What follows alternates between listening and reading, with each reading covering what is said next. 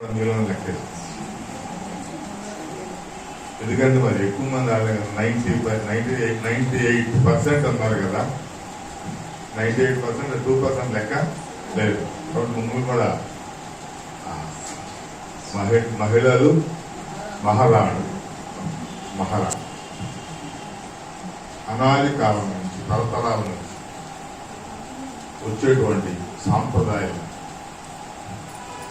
జరుగుతున్నటువంటి కార్యక్రమాలు, అపోహలు, అనుమానాలు, అంతకు మించినటువంటి అజ్ఞానం, దేవుని జ్ఞానం లేకపోవడం, వీటన్నిటిని గురించి దేవుడు ప్రత్యక్షంగా నాతో మాట్లాడాడు. ఒక అద్భుతం చెప్తాను ఈరోజు. ఇంతవరకు ఏ దైవజనుడితో మాట్లాడాడో లేదు తెలియదు. పరిశుద్ధాత్మ దేవుడు ఏ దైవజనుడిని ఉపయోగించుకుని ఆ విషయాన్ని వెల్లడించడం లేదో తెలియదు, కానీ ప్రభు నాతో స్పష్టంగా మాట్లాడాడు. అది మీకు చెప్తాను. అంతకుముందు మీరు ఎవరైనా ఆ సంభవం వింటే నేను విన్నానని చేయొద్దండి, వినకపోతే దేవుని స్తుతించండి, మహింపరచండి. నా దైవజనుడిని ఉపయోగించుకుని దేవుడు ఈ మర్మాన్ని ఇవాళ ఆ ముడి విప్పాడు అని చెప్పి మీరు సంతోషించండి, ఆనందించండి. ఓకేనా? ఎందుకంటే పెద్ద పెద్ద భక్తులు, బోధకులు ఇక్కడ ఉన్నారు, సీనియర్ సిటిజన్స్ అందరూ కూడా ఉన్నారు. కాబట్టి నాకు కొంచెం ఈ మాటలు చెప్పాలంటే కొంచెం ఎలాగైనా భయంగానే ఉంటుంది. ఇంకొకటి ఏంటంటే దేవుని వాక్యంలో రాయబడిన ప్రతిదీ కూడా మనం చాలా స్వేచ్ఛగా గుర్తులెక్కరించుకోవచ్చు. దీనిలో సిగ్గుపడాల్సింది కానీ, విడిపడాల్సింది కానీ, లేదా అవమానంగానో అనుమానంగానో చూడాల్సింది కానీ ఏమీ ఉండదు. ఇది సృష్టి రహస్యం, ధర్మం. కాబట్టి నేను ఓపెన్గా మాట్లాడితే మీరు కూడా ఓపెన్గా రిసీవ్ చేసుకోండి. ఓకేనా? రెడీగా ఉన్నారు అందరూ? ఎవరు లేదంట. పెద్ద దౌర్భాగ్యం ఏంటంటే ఎవరు మాట్లాడరు. వెళ్ళిపోతారా? రెడీగా దేవుని యొక్క మాటలు వినాలి, వింటాము అనుకున్న వాళ్ళని ఆమె చెప్పండి ఒకసారి. రైతుల కీర్తన గ్రంథము 9వ అధ్యాయము 12వ వచనం.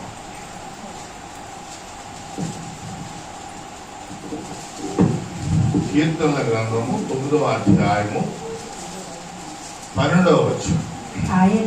ఆయన రక్తాపరాధముని గూర్చి విచారణ చేయనప్పుడు బాధపరచబడు వారిని జ్ఞాపకము చేసుకోను. వారి మొరను ఆయన మరువడు. ఆమె చెప్పండి. వారి మొరను, ఎవరి మొర?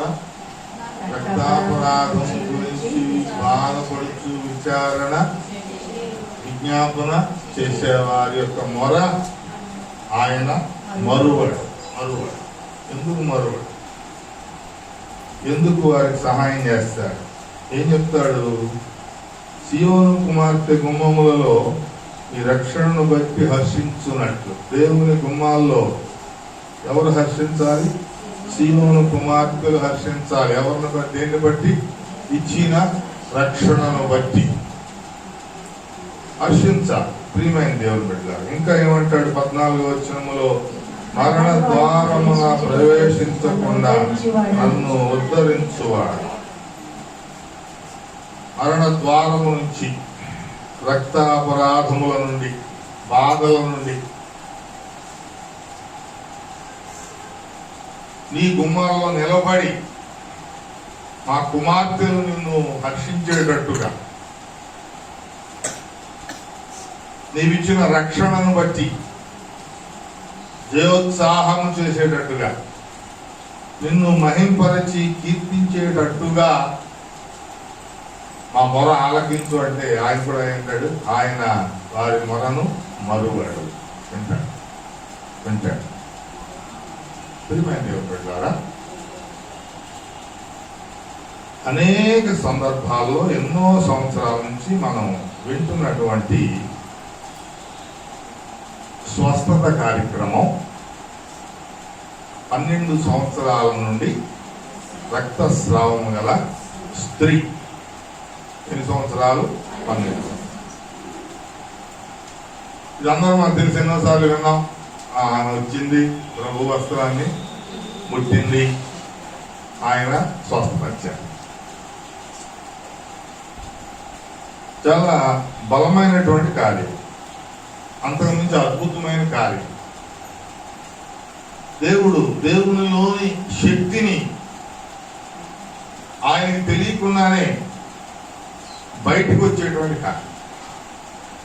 అందరూ అయ్యా నాకు పక్షవాతం వచ్చింది, నాకు కళ్ళు కనపడలేదు, లేదా నేను ఈ బలహీనతలో ఉన్నాను అని చెప్పి ఆయన దగ్గరికి వచ్చి మొరపెట్టుకుని ఆయన్ని వేడుకోగానే ప్రభు వారి మీద కరుణ చూపి జాలి చూపి ఆ ముట్టి స్వస్థపరిచారు. ఇది సపరేట్, డిఫరెంట్. ఆయన ముందుకు రాలేదు, ఈమె ఆయనతో ఏమి మాట్లాడలేదు, లేదా ఏదో ఒక రీతిగా ఆయన కంట పడాలని ప్రయత్నం చేయలేదు. అంత సైలెంట్ గా జరిగిపోయింది. వెనక నుంచి వచ్చింది, అలా ఎలా వచ్చిందో పాపం, నడుచుకుంటాను ఓపిక లేదు కదా, నేను పొందుకుంటాను, లేదా ఎవరైనా పక్కన ఉన్న అమ్మలు ఉంటారు కదా, సహోదరులు, వారి సహాయంతోనూ అట్లాగో వచ్చిన తర్వాత వెనక నుండి చేసిన కార్యం ఏంటంటే ఆయన వస్త్రాన్ని మాత్రం ముట్టుకుంది. మన ధర్మశాస్త్రం ఏం చెప్తుందంటే ఆమెను ముట్టుకున్నా, ఆమె వస్త్రాన్ని ముట్టుకున్నా, ఆమె పండుకున్న మంచాన్ని ముట్టుకున్నా ఏమైపోతాడు? అపవిత్రుడు అయిపోతాడు. అపవిత్రుడే.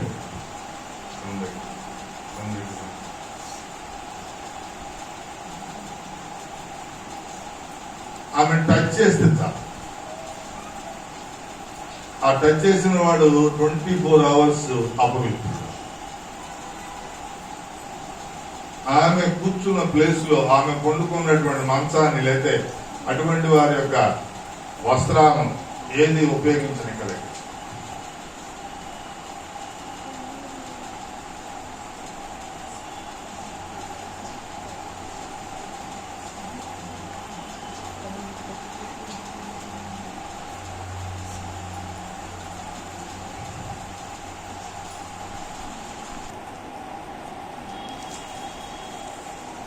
ఒక దినమంతా కూడా అపవిత్రులు అవుతారు. ధర్మశాస్త్రం ఆ విధంగా బోధిస్తాం, కట్టడి ఆ విధంగా. ఇంకా కొంచెం ఆమెతో రిలేషన్గా ఉంటే లేదా డీప్గా ఉంటే 7 రోజులు అపవిత్రులు అయిపోతారు. నేను వాక్యం మీకు చాలా క్లారిటీగా విశ్లేషిస్తాను. దానిలో ఉన్నటువంటి భావాన్ని చాలా జాగ్రత్తగా అర్థం చేసుకోండి. మనకు అన్ని కూడా రాసి పెట్టాడు జీవగ్రంథంలో. చదువుకుంటాం తెలియక, బోధకులు చెప్పడం రాక, రకరకాల అపోహలతో చాలా రకరకాలైనటువంటి ఆలోచనలు కలిగి ఉంటాం. ఈమె కూడా అంతే. ఎందుకని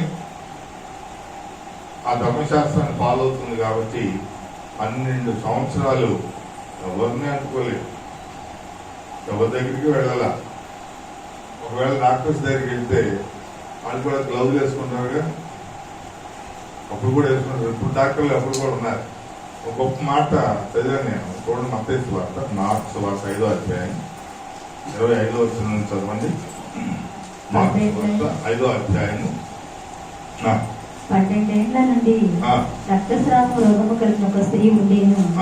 ఆమె అనేక వైద్యుల చేత ఎన్నో తిప్పలు పడి తనకు కలిగినదంతయు వ్యయము చేసుకుని, ఏం రాసినట్ల అనేక మంది వైద్యులు. ఈమె దగ్గర ఉన్నది రోగం ఒకటే, కానీ ఈమె అనేక మంది వైద్యులను కలిసి ఈ వైద్యుల దగ్గరికి వెళ్ళింది, నో యూజ్. ఆ వైద్యుల దగ్గరికి వెళ్ళింది, నో యూజ్. ఆ వైద్యుల దగ్గరికి వెళ్ళింది, నో యూజ్. చూసారా, ఎంతమంది వైద్యుల దగ్గరికి వెళ్ళింది. వైద్యుల దగ్గరికి వెళ్ళడమే కాదు, ఏం రాశాడు అక్కడ? తనకు కలిగినదంతయు ఇంకా పైన ఎన్నో తిప్పలు పడి ఇంకా కొంచెం ముందు చదవండి అక్కడ నుంచే. ఆమె అనేక వైద్యుల చేత ఎన్నో ఎన్నో తిప్పలు పడి వైద్యులు ఏం చేశారు? అని ఎన్నో తిప్పలు పెట్టారు. ఇప్పుడున్న వైద్యులు అప్పుడు కూడా చూసారా, కరోనా వచ్చిన వెళ్తే జ్వరం వచ్చిన వెళ్తే కరోనా వచ్చిందంటే, కరోనా వచ్చిన వెళ్తే ఇంకో 5 గంటలు చచ్చిపోతాడంటే. ఇప్పుడు ఎలా తిప్పలు పెట్టేటువంటి వైద్యులు ఉన్నారో అప్పుడు కూడా తిప్పలు పాలు చేసేటువంటి వైద్యులు ఉన్నారు. ఎక్కడి నుంచో గుర్తు దిగిరారీళ్ళు సపరేట్ వర్గం ఇది. అక్కడి నుంచి వస్తూనే ఉంటారు. ఒకదానికి వెళ్తే ఇంకోటి చెప్తారు, ఒకటి ఆలోచన చేస్తే ఇంకోటి, ఒక విషయం చెప్తే ముందు ఆటేస్తారు. తలకాయ నొప్పి వచ్చిందంటే ముందు గుండెను స్కాన్ చేసుకురండి అని పంపిస్తాడు.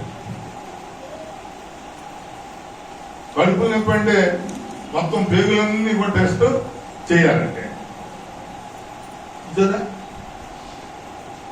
ఎన్నో తెప్పలు పెట్టేటువంటి వైద్యులు.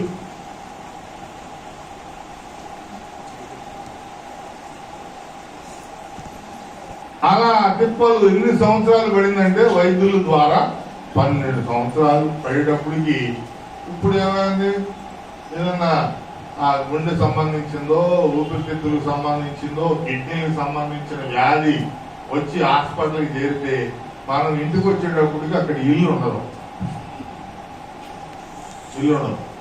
ఒక 50,000, 50 లక్షలు, 70 లక్షలు అయిపోతుంది. కరోనా నుంచి బయటకు రావాలంటే ఒక్కొక్కడికి 40-50 లక్షలు అవుతాం. అన్ని డబ్బులు ఖర్చు పెట్టుకున్నా తిరిగి వచ్చిన వాడు ఎవరైనా ఉన్నాడంటే చాలా మంది తిరిగి రానటువంటి లోకాలకు వెళ్ళిపోతాం. అప్పుడు ఉన్నారు అటువంటి బూటకపు వైద్యులు, ఇప్పుడు ఉన్నారు. అది ఇప్పుడు ఏదైనా వ్యాధి వచ్చిందంటే, ఏదైనా బలహీనత వచ్చిందంటే హాస్పిటల్కి వెళ్ళాలంటే భయపడిపోతాం. కమిషన్లకి కక్కుర్తిపడి ప్రాణం ఎక్కడ పోతుందని మనం భయపడితే మన భయాన్ని క్యాష్ చేసుకుంటాం. మన భయాన్ని పాపం ఈమె పరిస్థితి కూడా అలాగే. 12 సంవత్సరాల్లో ఈ వైద్యులు ఎన్నో తిప్పలు పెట్టారు. ఆ తిప్పల వల్ల కింద వ్రాయబడిన మాట ఏంటంటే, తన జీవనం అంతా ఏమైపోయింది? తనకు కలిగినదంతయు వ్యయము చేసుకొని ఎంత మాత్రము ప్రయోజనము లేక మరింత సంకటపడేను. ఏమైంది?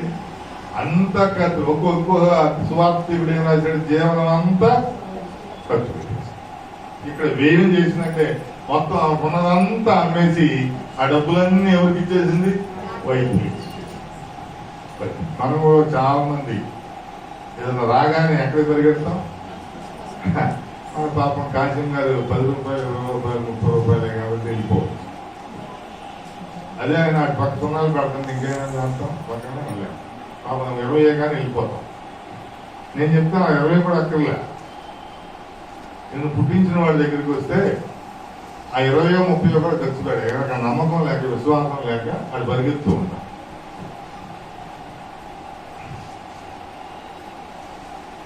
అర్థమవుతుందా?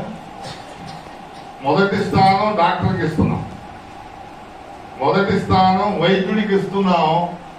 ఆ మీదట మళ్ళీ వస్తాం. అక్కడి నుంచి వచ్చేటప్పుడే అమ్మ అయితే అన్నయ్య కూడా పనిలో పని ఈయనతో కూడా ఒక ప్రార్థన చేయించుకుంటే అంటే ప్రార్థన నమ్మకం ఉంటేగా. మాకు ఒక టీం ఇచ్చాడు దేవుడు, ఒక్కడు ప్రార్థన అడిగాడు. దాని ప్రార్థన చేయించుకున్నాం. ఎందుకంటే మనకు అక్కర్లేదు కదా. ఏమొచ్చినా ఏదో ట్యాబ్లెట్ ఫస్ట్ ప్లేస్ తీసుకెళ్ళి అక్కడ డాక్టర్ మీకు ఇచ్చేస్తాను. నిన్ను పుట్టించిన వాడికి ఇవ్వం, నిన్ను పోషిస్తున్న వాడికి ఇవ్వం, నిన్ను బలపరుస్తున్న వాడికి ఇవ్వం. నీ జీవితాన్ని రకరకాలుగా మార్పులు చేసి ఒక జీవన విధానాన్ని ఇచ్చినటువంటి వాడికి అవ్వం. అది తయారు చేసిన వాడి దగ్గరికి వెళ్తే నీలో ఉన్న లోపం ఏంటి ఇట్టే తెలిసిపోతాం. లేకపోతే ఈమె జీవనం అంతా అయిపోయింది, టోటల్ లైఫ్ అంతా ఖర్చు అయిపోయింది, మొత్తం ఆస్తి పాస్తులు ఖర్చు అయిపోయింది. అయినప్పటికీ ఏం లేదంట, ప్రయోజనము లేదు. రాయకుండా ప్రయోజనం అయినను ఆమెకు ఎటువంటి ప్రయోజనం లేదు. నీ జీవితంలో ఇటువంటి వైద్యులుంటే ఎటువంటి ప్రయోజనం ఉండదు. ఏ రకమైనటువంటి ప్రయోజనం ఉండదు. చాలా మంది దేవునికి చెప్తానికి భయపడతారు. నా రోగం ఏంటో నేను దేవునికి చెప్పుకోవాలా, నా రోగం ఏంటో, నా బలహీనత ఏంటో దైవజనుడికి చెప్పుకోవాలా. మనం ఏం చెప్తాం, ఆయనకి ఏం చెప్పి ప్రార్థన చేయించుకుంటాం.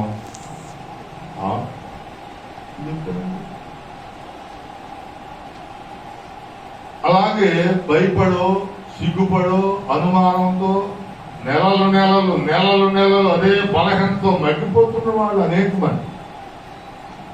కొంతమంది 6 నెలల తర్వాత వచ్చారు నా దగ్గరికి, కొందరు సంవత్సరం తర్వాత వచ్చారు, కొందరు కొన్ని సంవత్సరాల తర్వాత వచ్చారు. అమ్మా ఎంతకాలం ఏం చెప్తానండి, ఏమన్నా మీ బంగారం తెచ్చిమంటున్నారు. దేవుడు ఎంత గొప్పవాడంటే, ఇక్కడ చాలా మంది ఆ బలహీనత వచ్చినటువంటి వారు దేవుడు ఒక్కసారి ముట్టి ఏం చేశారు, వారందరినీ స్వస్థపరిచారు. ఆమె చెప్పండి. ఒకసారి ప్రభువు శాలెంలో గొప్ప కార్యాలు చేస్తాడు. శాలెం స్థలానికి ఒక గొప్ప శక్తిని ఇచ్చాడు. స్థలాల్లో నిలబడిన, ఈ స్థలాల్లో కూర్చున్నా, హృదయపూర్వకం ఇక్కడి నుంచి నువ్వు మొదలుపెట్టి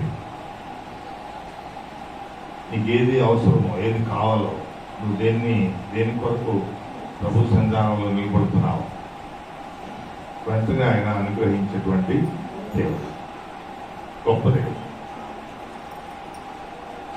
మనం ప్రార్థన చేస్తాం, చాలా మంది గర్భాల కోసం ప్రార్థన చేస్తాం.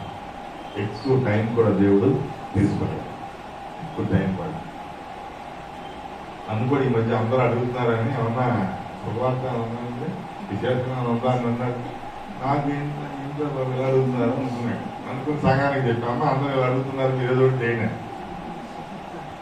వీళ్ళందరూ కలిసి దేవుని సన్నిధిలో ఏం చేశారు, మొదలుపెట్టారు. మొదలుపెట్టగానే దేవుడు ఎస్ అని విడుదల చేశారు. అందరూ గట్టి.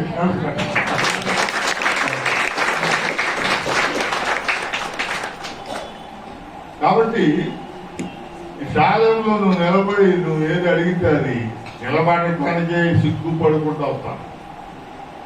రావు అసలు రావు. ఆమె కూడా అంతే, 12 సంవత్సరాలు ఈ లోపల మొత్తం వెళ్ళిపోయాడు. ఆస్తిపాస్తులన్నీ అనిపిస్తుంది. వైద్యుల చెప్పలకి బలైపోయింది. వైద్యులు పెట్టినటువంటి బాధలకు ప్రయోజనం లేకుండా పోయారు. ఎంత అన్ని లక్షలు ఖర్చు పెట్టినటువంటి చివరికి ప్రాణం పోయింది. ఇన్ని లక్షలు అయిందండి. బాడీ కూడా ఎవడో ప్రాణం పోయిన తర్వాత మిగిలింది కూడా కట్టాలి. మరి ఏం చేస్తా, కనీసం ఆ బాడీ అన్నింటికి తెచ్చుకోవాలని చెప్పి ఇది ఏం చేస్తా, ఆల్రెడీ అలాగే పోయాడు కదా, మెడలో ఈ మంగళసూత్రం ఈయన కూడా అమ్మేసి ఆడి పిల్లాడికి కట్టారు. అమ్మా చూస్తూ ఉన్నప్పుడు భయం.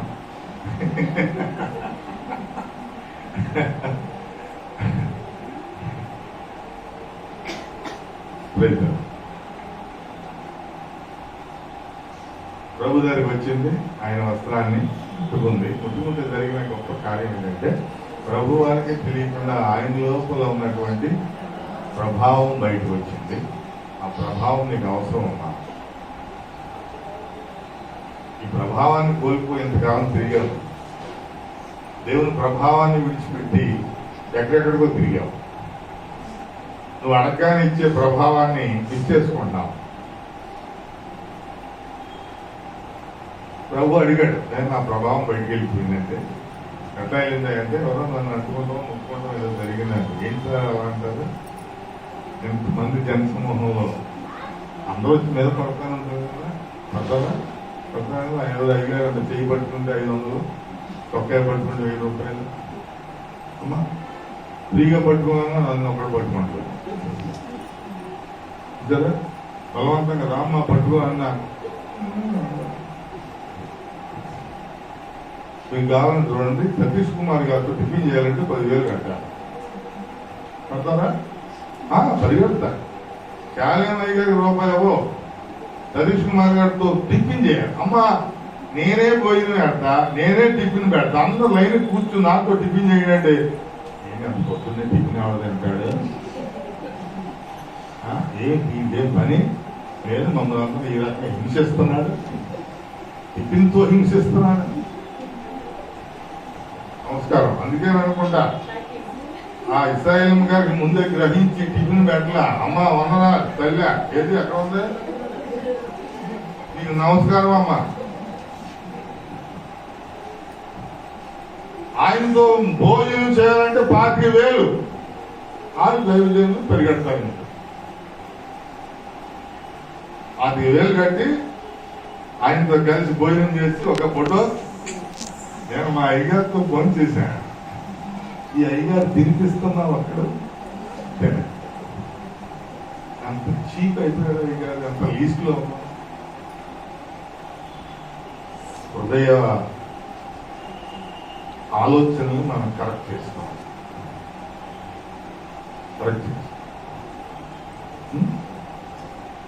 అమ్మ ఆ అమ్మగారితో ఇంటర్వ్యూ అయితే 20,000 డిపాజిట్ కట్టి ఆన్లైన్ లో ఆయన భార్యను కలుసుకోవాలంటే, ఆయనతో మాట్లాడాలంటే 20,000 కట్టాలి. డబ్బులు వెళ్తావా? ఎవరండి? చాలా మంది పెద్దమంది రోజు వెళ్ళేవాడు. ఇటువంటి దౌర్భాగ్యకరమైనటువంటి సేవకులు సేవ జరుగుతున్నప్పుడు ఆత్మీయమైనటువంటి భావాలు ఎక్కడి నుంచి పుట్టుకొస్తా ఉంటాయి. పుట్టుకు రావు. కోట్లు దోచుకుంటాం, కోట్లు వెనకేసుకుంటాం, కనపడిన స్థలాన్ని కొనేటి. ఇక్కడ శాలంలో ఉండి నీ మధ్యరాత్రి వచ్చినా నీ దగ్గరికి పరిగెత్తుకు వచ్చి అయ్యారు నీకు అనిపించడం, నీకు ఏదైతే కష్టం వచ్చిందో పరిగెత్తుకుంటూ వచ్చి అమ్మ నేను అమ్మాను ఏంటి నీ సంగతి చెప్పండి ఒకటి చెప్పడం. అమ్మ 2 దేవుని దగ్గరికి దేవుడు సహాయం చేస్తారు, బాగు చేస్తారంటే ఆ మాటలే చెవికి వెళ్ళం. ఇవన్నీ దేవుడు చూస్తూనే ఉంటాడు. దేవుడు చూస్తూనే ఉంటాడు. ఒకటి చెప్తాను, నీలో యథార్థత లేకుండా విశ్వాసం లేకుండా నువ్వు దేన్ని అడిగినా అది నీకు లభించవు. అప్పుడు మా అయ్యగారి దగ్గర పవర్ లేదనుకుంటావు. అంతేగా? అంతే అంట రావణ గారు. అడిగినాయని దేవుడు ఇచ్చాడు. ఇచ్చాడమ్మా, ఇచ్చాడు. ఉందా పవరు? ఏముంది? కన్నీరు విడుచుట నేను చూశాను. ఆ విశ్వాసం, ఆ నమ్మకం, ఆ బలం లేకపోతే చాలా కష్టం. అసలు విషయానికి వస్తాను. ఈమె 12 సంవత్సరాలు ఈ వైద్యులు నమ్ముకుంది. పెద్ద ఏమంటారు స్పెషలిస్ట్ నమ్ముకుంది. వాళ్ళ దగ్గరికి వెళ్ళింది. చివరికి ఏం లేదు, ఆమెకి ప్రయోజనం లేదు. ఇప్పుడు ఈమె జీవితంలో ఈమె చేసినటువంటి గొప్ప కార్యం ఏంటంటే, అంతా అయిపోయిన తర్వాత ఏమీ లేనప్పుడు ఆ నోట ఈ నోట అమ్మ ఇంక నీకేం లేదు కదా, ఏమీ లేదు, ఇప్పుడు దిక్కెవరయ్యా అంటే ఒకే ఒకడు ఉన్నాడు, ఆయన యేసు ప్రభు. ఆయన ఏదైనా బాగు చేస్తాడంట, ఏమైనా స్వస్థపరుస్తాడంట, చనిపోయిన వాళ్ళని సైతం బ్రతికిస్తా ఉన్నాడు. తల్లి తాకుమి అని ఈ చిన్న పిల్లని ఏం చేశాడు? ఇప్పుడే చెప్పానా చెయ్యి ఇస్తానని ఎవరు పట్టుకోవడానికి నిజమే అంటారా? ఆ చిన్న పిల్లని ఏం చేశాడు? ఏం చిన్నపిల్లగా చిన్న పిల్లని ఏం చేశాడు? మాట్లాడతా చచ్చిపోయారు. చేయి పట్టి పైకి లేపాడు. ఆ చిన్నపిల్ల ఎలా ఉంది? కూర్చుని ఉందని చెప్తారేమో అనుకున్నాడు. ఎందుకంటే మీకు చాలా జ్ఞానం ఎక్కువ నాకు తెలుసు. ఆమె ఎలా ఉంది? చనిపోయింది. ఈ చనిపోయిన ఆమెను ఏం చేసి చేయబట్టుకుని లేపాడు. అమ్మ ఎవరైనా మీరు చనిపోయిన వ్యక్తి దగ్గరికి వెళ్ళి చేయబట్టుకుని లేపారు ఎప్పుడన్నా? ఏం చేశారు? చెయ్యిస్తుంది కట్టేయినా రెండు చేతులు కలిపి కట్టేసేయాలి. మనం ఏం చేస్తాం? కట్టేసేటువంటి స్వభావం మంది. యేసయ్యదే స్వభావం లేపేటువంటి స్వభావం, విడిపించేటువంటి స్వభావం. ఆమె చెప్పండి. ఎంతసేపు సత్యవాడిని ఇంకా చంపేస్తాం. ఇది ఇంకా రేపు చచ్చిపోతాడంటే అప్పుడు దాకా ఎందుకు ఇంకో లక్షల దాన్ని ఇవాళ చనిపోయినా. అలా కాదు, చనిపోయిన వారిని కూడా లేపేటువంటి దేవుడు నీ దేవుడు. ఆ విశ్వాసం నీకుండాలమ్మా. ఇలా చేస్తున్నాడు ఆయన. మరి ఇప్పుడు నీకు ఉండడానికి ఇల్లు కూడా లేదు, పని చేసుకుంటానికి శక్తి ఉందా? అది లేదు. కొన్ని నిలబడగలవా? పోనీ పని దక్కర్లా నిలబడి ఎవరి దగ్గర వెళ్ళి యాక్షన్ చేయగలవా? అమ్మా నా స్థితి ఇలా ఉంది, కొంచెం ఆహారం పెడతారా, నేను వండుకోలేని స్థితిలో ఉన్నానని అడుక్కోగలవా? అది చేయలేవు. ఇప్పుడు టోటల్ గా నీకు ఏ ద్వారం లేదు, అన్ని క్లోజ్ అయిపోయాయి. పని చేయలేవు, ఉండడానికి షెల్టర్ లేదు, అడుక్కోవడానికి శక్తి లేదు. దిక్కు లేని వాడికి దేవుడు ఏది ఇక్కడ మనకి దిక్కంతా పోయేదాకా దేవుడు గుర్తు. ఎందుకని మనలో ఉన్నటువంటి తీరి అటువంటిది. నాకేంట్లే, ఒక పక్క బలహీనత దహించి వేస్తున్నా, నాకేంట్లే. ఒక పక్క మనల్ని శక్తిహీనులుగా మార్చేస్తున్నా, నాకేంట్లే.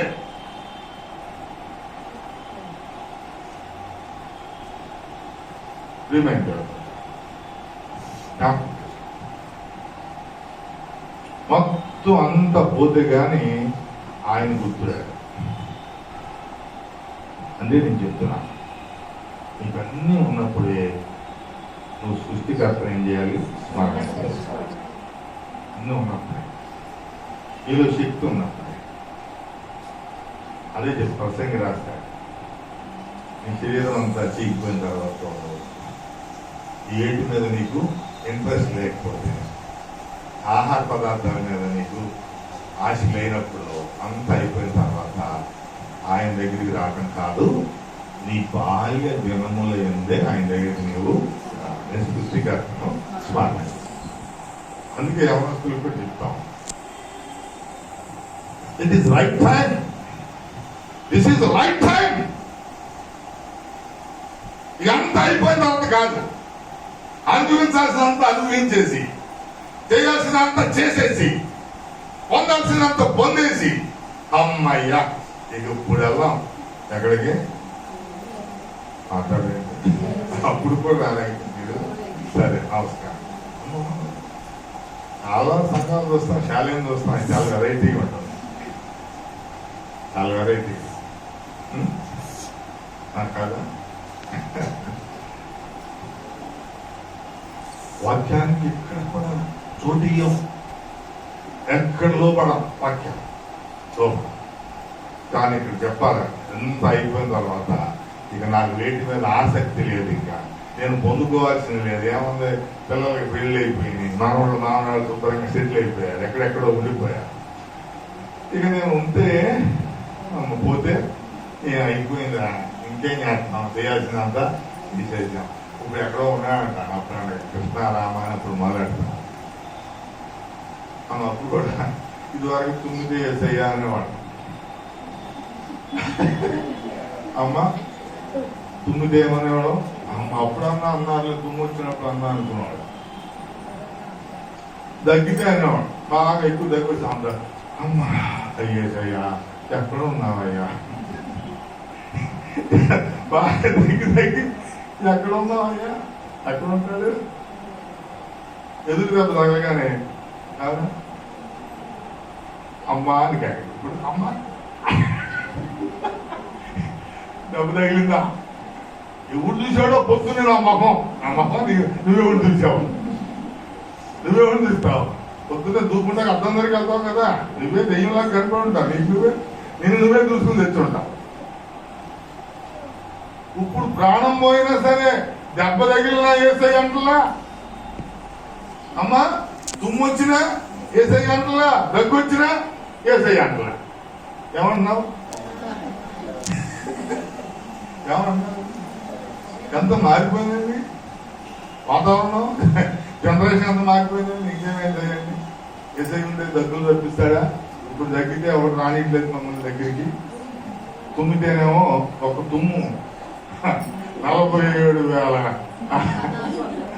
కుంపల్ని ఉత్పత్తి చేస్తా ఉంది. ఇప్పుడు ఇక్కడ ఎవరైనా తుమ్మాడంటే ఎన్ని వేలు వస్తాయి బయటికి? 47,000 వస్తాయి. ఇప్పుడు ఖచ్చితంగా 100 మంది కోళ్ళాం అంటే ఒక్కొక్కడికి ఎన్ని నీళ్ళు పోతాయి లోపలికి. ఇంకెక్కడ ఉంది తుమ్మే వస్తుందంటారు. మాస్క్ లేని వాళ్ళందరూ బయటకు వెళ్ళిపోయి దయచేసి నమస్కారం పెట్టండి.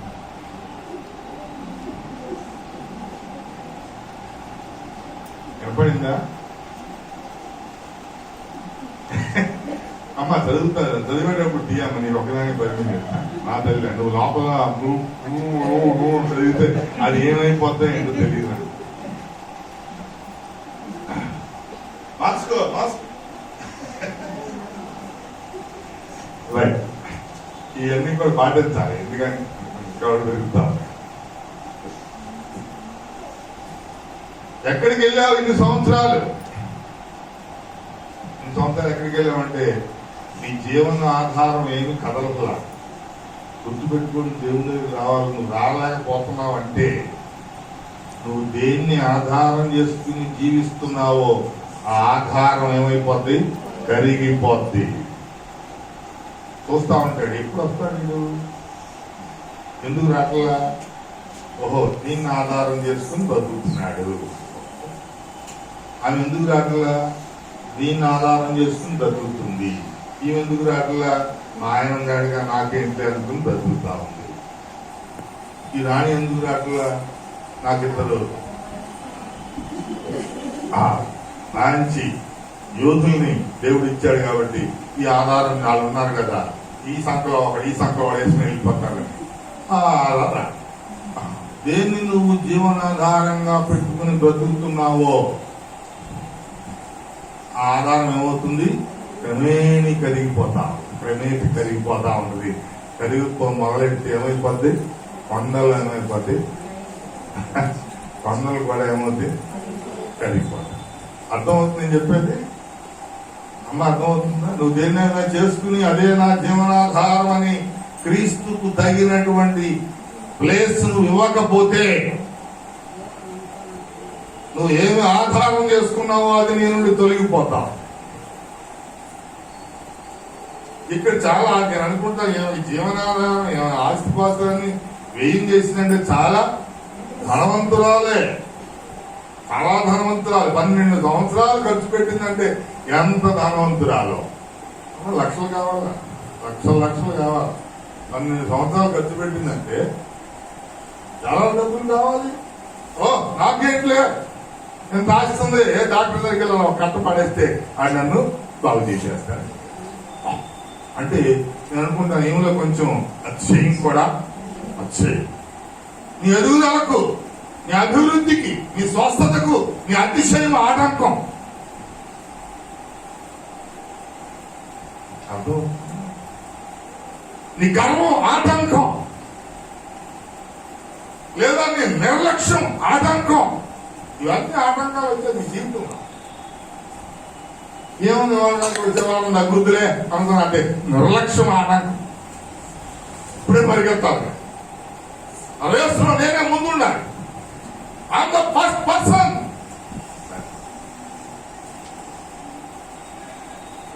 No spirit.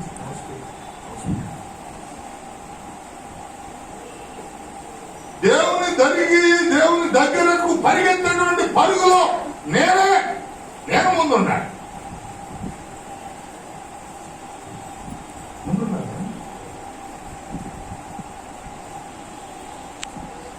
ఏం చేస్తావు? ఎక్కడ ఉంటున్నావు? ముందు ఉంటున్నావా? మధ్యలో ఉంటున్నావా? చివరి ఉంటున్నావా? అసలు ఎక్కడ ఉండలేదు. ఎక్కడ ఉంటే కొన్ని మాటలు చెప్తూ ఉంటే పిల్లలు బాధపడుతూ ఉంటారు. అయినా బాధ పెట్టాలి, అప్పుడు కరెక్ట్ చేస్తాం. ట్యూన్ కరెక్ట్ గా లేకపోతే ఇదివరకు రేడియోలు ఉండేవి.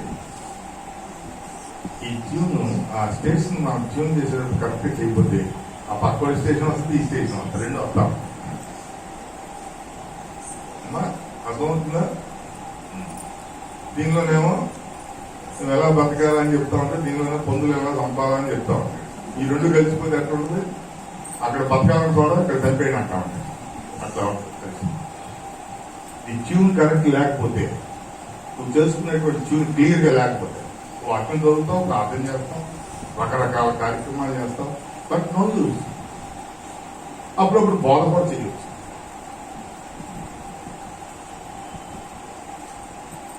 ట్యూనింగ్ కరెక్ట్ చేసుకోవాలి. ట్యూన్ కరెక్ట్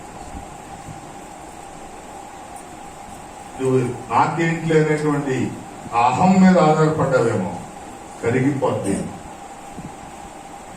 ధనం మీద ఆధారపడ్డావేమో, తొలగిపోద్ది. నీకు నచ్చినటువంటి ఈ జీవన ప్రమాణాల మీద ఆధారపడ్డావేమో, నీ నుండి వెళ్ళిపోతాయి.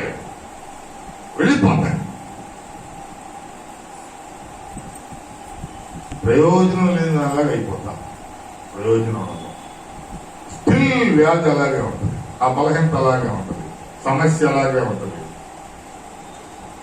దేని గురించి నువ్వు ఇవన్నీ చేసావు అన్నీ అలాగే ఉంటాయి, అక్కడే ఉండిపోతాయి. నువ్వు ఎమిటీగా మిగులుతావు, శక్తిహీనురాలు అయిపోతావు, శక్తి లేనివాడు అయిపోతావు, దారి లేనివాడు అయిపోతావు. ఏ దారి లేకపోతే అక్కడ దాకా ఎందుకమ్మా, రాజమండ్రి దాకా అక్కడ దాకా. నిజంగా ఎంతమంది ఆత్మహత్యలు చూస్తున్నాం, ఎంతమంది వారిని వారు జీవితాలు అంతం చేసుకునే వాళ్ళని చూస్తున్నాం. ఈ ఇష్యూలో కూడా కడుపులు నొప్పి అధికమైందని చాలా మంది ఏం చేస్తారు, సూసైడ్. భరించలేని నొప్పి వస్తుందండి, భరించలేని నొప్పి వచ్చింది, తట్టుకోలేకపోతున్నారండి. ఆ పైన ఉన్నటువంటి బిల్డింగ్ మీద నుంచి దొరికేసింది.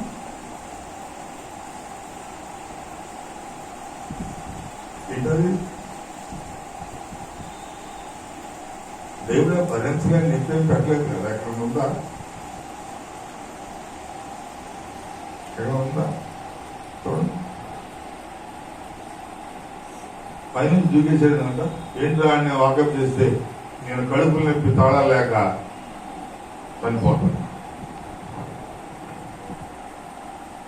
ఆ జీవితాన్ని నేను అంతం చేసేసుకుంటాను. లేదా ఇంకొక సమస్య భరించలేక ఏంటి అన్ని ద్వారాలు మూసుకుపోతే ఇంకేం లేదు, ఒకటే మరణ ద్వారం ఒకటే ఉంటుంది. అందుకని నా చదివించాను, మరణ ద్వారము నుండి నా సీవన కుమార్తెలు ఏం చేయాలంటే నువ్వు విడిపించాలా. వాళ్ళ గుమ్మంలో వచ్చి గంతులేరా దేవుని సన్నిధిలో, దేవుని గుమ్మాల్లో నిలవబడి దేవుని రక్షణ గురించి ప్రహర్షించాలి. దేవుని చెప్పాం, దేవుని ఆలోచన, దేవుని ఉద్దేశం.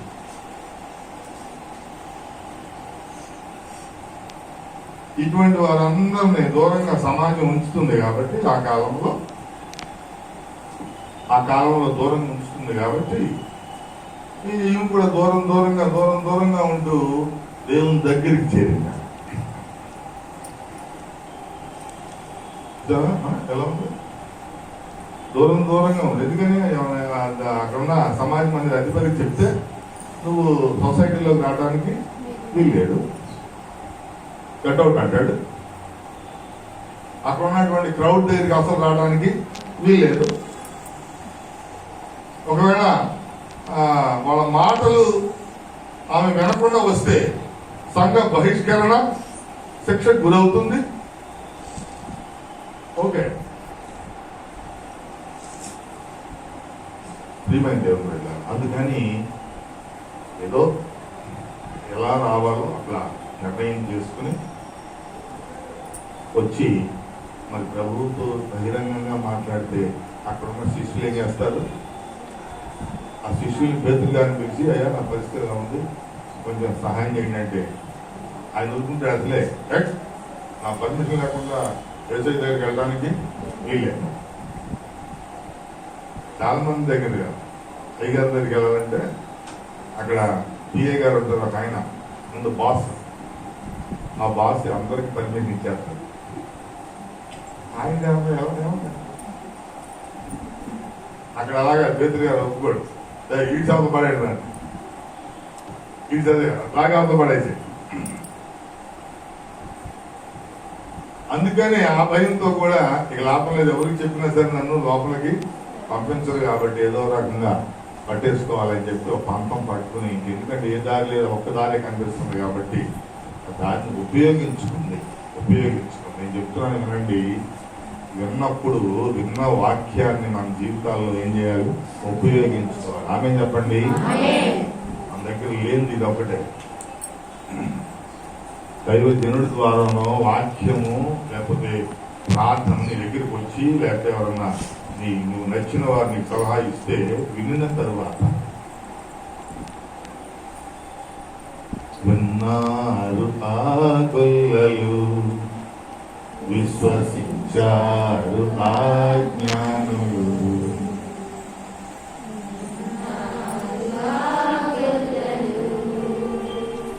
విశ్వసించారు ఆ జ్ఞానులు.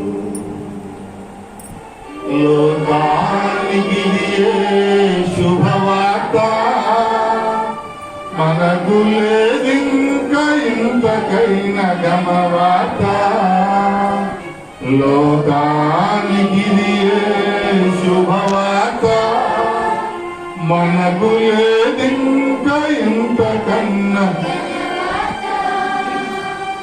హల్లెలూయా హల్లెలూయా హల్లెలూయా హల్లెలూయా హల్లెలూయా హల్లెలూయా హల్లెలూయా హల్లెలూయా హల్లెలూయా హల్లెలూయా హల్లెలూయా హల్లెలూయా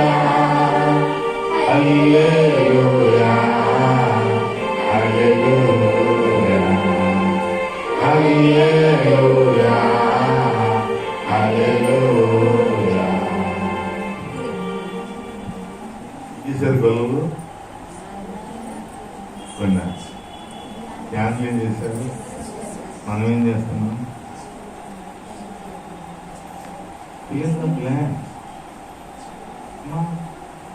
చదివిన తర్వాత చక్కగా రెండింటికి సమాధానం చెప్పాడు.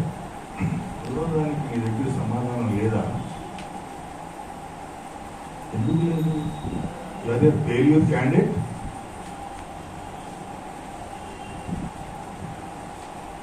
ఇలా అంటే మొఖాలను వాడిపోతాయి. అప్పుడే నవ్వాలి. నీ దగ్గర సమాధానం లేదంటే నీ జ్ఞానం లేదా?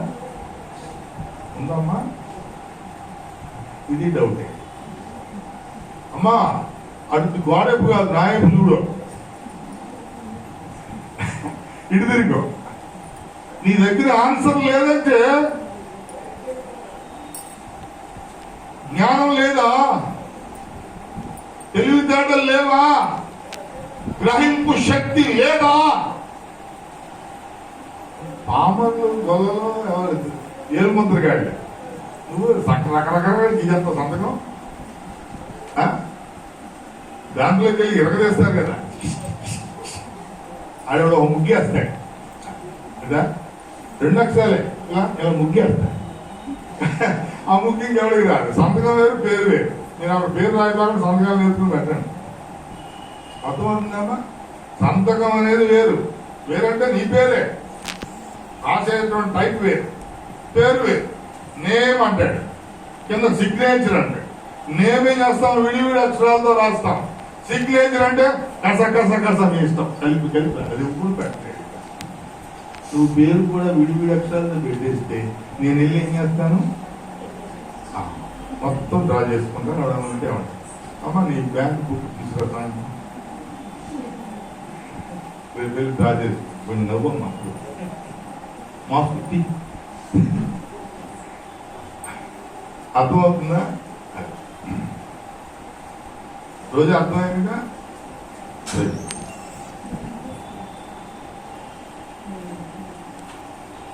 అది వినాలి, విశ్వసించాలి, మనం ఏం చేయాలి, దాన్ని పాటించాలి. విశ్వసించిన దాన్ని ఏం చేయాలి, ఫాలో అవ్వాలి, అనుసరించాలి. ఇక్కడ అనుసరించేవారు ఎంతమంది ఉన్నారు ఒకసారి ఆమె చెప్పండి.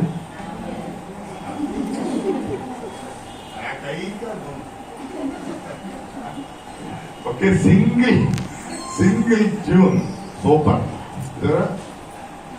ఎందుకు ఆమె చెప్పారు అర్థమైందా? ఎందుకు ఆమె చెప్పారు? మీరు చెప్పమన్నా చెప్పేశారు.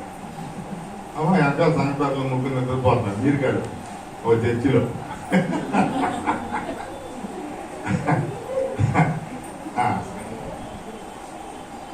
అర్థమైందా? నిద్రపోతున్నారు.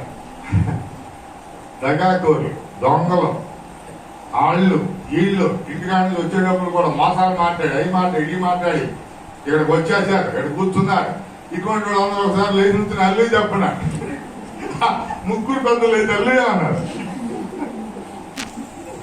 ఎందుకని చివరి మాట వినపడింది, ఏమని అల్లు చెప్పడా.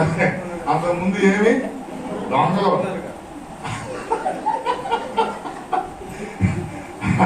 దోపిడీకారులు, మోసగాళ్ళు. ఇప్పుడు ఈ దేవుని తండ్రికి కూడా వచ్చే ముందు కూడా ఏది వచ్చారు. ఇటువంటి వాళ్ళు ఒకసారి ఉంటుంది ఏం చేయాలా, అమ్మని అయ్యగారు ఏదో మళ్ళీ చెప్పమంటాడని చెప్పి ఈ ముగ్గురు గడేం లేచి అలా చెప్పావా?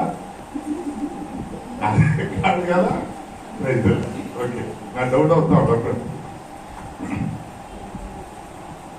ఇప్పుడు మనం వాక్యాన్ని ఏం చేయాలి, అంగీకరించాలి. వినాలి, ముందు వింటాం కదా, విన్నదాన్ని అంగీకరించాలంటే విశ్వసించాలి, తర్వాత అనుసరించాలి. ఈ మూడు ఏ జీవితాల్లో ఉన్నాయో ముచ్చటగా ఏంటంటారు, ముచ్చటగా ఏమంటారు,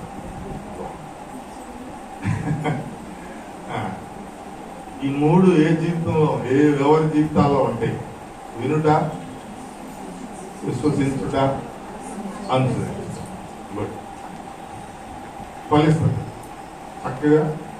3 పువ్వులు 6 కాయలు, 3 పువ్వులు 6 కాయలు. అది ఎలా అవుతుందని నన్ను అడగమా, నాకు తెలియదు. 3 పువ్వులు 6 కాయలు ఎలా అవుతాయని మీరు అడిగితే అలా వెనకాల కోడిగుడ్లు కేకలు పీకలు ఉంటారు. మరి మనం ఏం చేయలేం. కాబట్టి ఎలా అలా అవుద్దంటే, దేవుడు అవుద్దన్నాడంటే అయిపోతాడు. ఒక్క రోజులోనే చిగురించి, పుష్పించి, కాయలు కాసి, ఫలించి, ఒక నైట్. అది దేవుని యొక్క శక్తి. ఎండిపోయిన కర్ర అందులో మళ్ళీ పెట్టిలో పెట్టి సీలేశారు. ఆ ఒక్క రోజులోనే ఏం జరిగింది? ఒక నైట్ లోనే చిగురించింది, పుష్పించింది, కాయలు కాసింది, ఫలించింది. That is the power of God. దేవుని శక్తి అంటారు. నేను చెప్పామని మనం నమ్ముతారా? అవుతున్నా ఎవరు నమ్మని, నమ్మక్కర్లా. నీవు నమ్మాలి. నిజ క్రీస్తుని వెంబడించే నీవు నమ్మాలి. క్రీస్తుని అనుసరించే నీవు నమ్మాలి. నువ్వు నమ్మాల్సింది.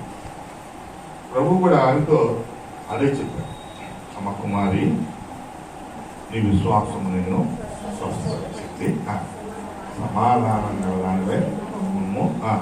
బాధ ఏమైందంట? నివారణ ఆయను. నీ బాధ అమ్మా, నీ బాధ దేవుణ్ణి ముట్టుకుంటాకి వస్తే నీ బాధ ఏమవుతుంది? నివారణ అవుతుంది. ఒకటే గుర్తుపెట్టు. నువ్వు దేవుని దగ్గరికి వస్తే మళ్ళీ అదే పాత్ర తిరిగి వెళ్ళకూడదు. దేవుని దగ్గరికి వచ్చాం, వచ్చిన తర్వాత మళ్ళీ అదే బాధతో తిరిగి వెళ్ళావంటే నీలో ఏం లేదు, వినే గుణం లేదు, విశ్వసించే గుణం లేదు, అనుసరించే గుణం లేదు.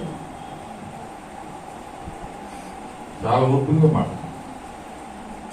నీకు వినే గుణం లేదు. చాలా మంది చెప్తూ ఉంటాను నేను, నా నోటికి దొరద ఎక్కువ బాగా. అవునమ్మా, ఒప్పుకోండి. నేనే చెప్తున్నా నా బలహీనత. ఈ దురద వల్ల చాలా మందిని పోగొట్టుకున్నా, అయినా పర్లే, దురదగానే ఉంటుంది. మా దురద పోగొట్టు ఏమైంది? నోటికి దురద ఉంటే పళ్ళని పీకేసుకోవాలి. అవుద్దా? అవదు. కాబట్టి దురదే ఉంటుంది. ఈ దురదతో అప్పుడప్పుడు మాట్లాడుతూ ఉంటాను. రేపు కూడా గురించి చూస్తాం, ఆ పేరు చెప్తాడు అన్నిటికీ. పర్లే, నువ్వు గురువులు చూసినావంటే నేను ఓరసు చూసినావంటే ఓకేనా? నాకేమవుతుంది? ఏమవుతుంది? ఎందుకు అలా నోటికి దురద వస్తుందంటే ఇన్నిసార్లు చెప్తున్నాను అందేంటి అమ్మాయి. అమ్మా నీ ఎంత చూపిస్తున్నాను, నువ్వు అనుకోబాబు, నాకు భయం, నువ్వు అటు చూడబాబు, నేను అమ్మాయిని చూపిస్తాను. ఇన్నిసార్లు చెప్పిన వినవే, విశ్వసించవే. ఇవన్నీ నీ కూడా వద్దులే, సత్యవాళ్ళు నాకు చూపిస్తాను, ఏ గోళ ఉండదు. ఇన్నిసార్లు చెప్పినా వినవే.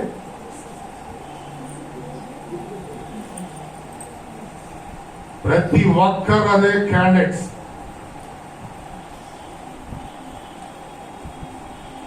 నేను మామూలు వాక్ చేయను, నాకు రాదు. సరదాగా వెళ్ళి ఆదివారం అయిపోయింది అమ్మాయ అనుకునేటువంటి విశ్వాసాలు ఇక్కడ ఎవరు ఉండకూడదు. వద్దు మనం.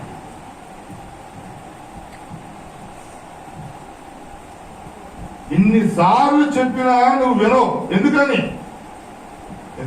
దేవుడి మీద ఏం లేదు, విశ్వాసం లేదు, అంతే.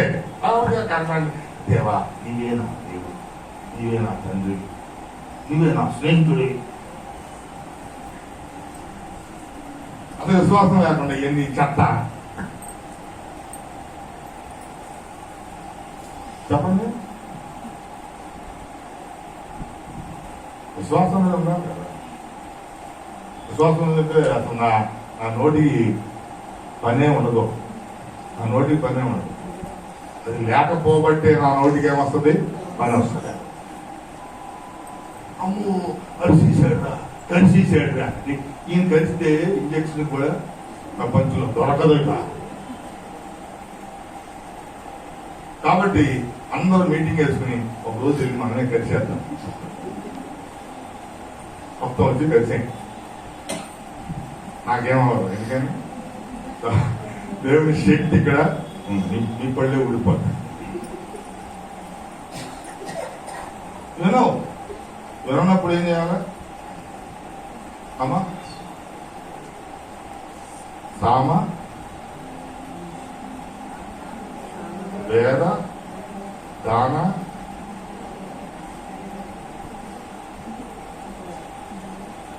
దండం ఉపాధి 5 ఉంటాయి. 5 4 వచ్చింది, మర్చిపోయాయి. మా ఎవరు రండి, లోపల కూర్చోండి. దారి కావాలా? అక్కడ ముందు కూర్చోండి. చిన్నగా వచ్చాయి అమ్మా, అర్థమైందా? ముందు సామరస్యంగా చెప్పాలంట. ఈ సామరస్యంగా కూడా వినకపోతే ఏం చేయాలి? రోజా మాట్లాడదే బేద అది వినపోతే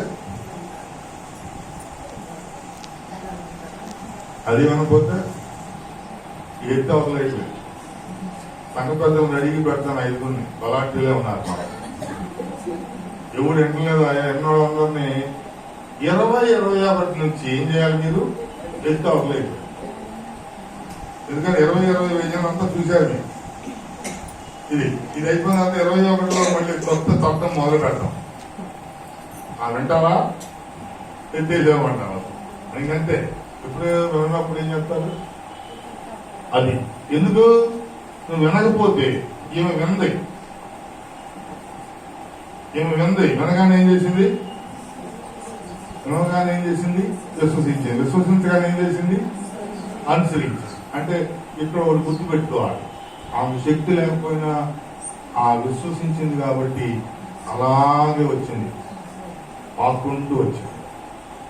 నీకు శక్తిని కూడా నువ్వేం చేస్తున్నావు? రావట్లేదంటే ఏం జరిగింది? విశ్వాసం లేదు. నువ్వు శక్తి ఉండి కూడా, నీకు సమయం ఉండి కూడా రావట్లేదంటే ఏం లేదు? విశ్వాసం లేదు. ఇక్కడ ఈమె దగ్గర ఓపిక లేదు, తిండి లేదు, శరీరంలో ఆరోగ్యం లేదు, నీకు అన్నీ ఉన్నాయి, అన్నీ ఉండి కూడా రావట్లేదంటే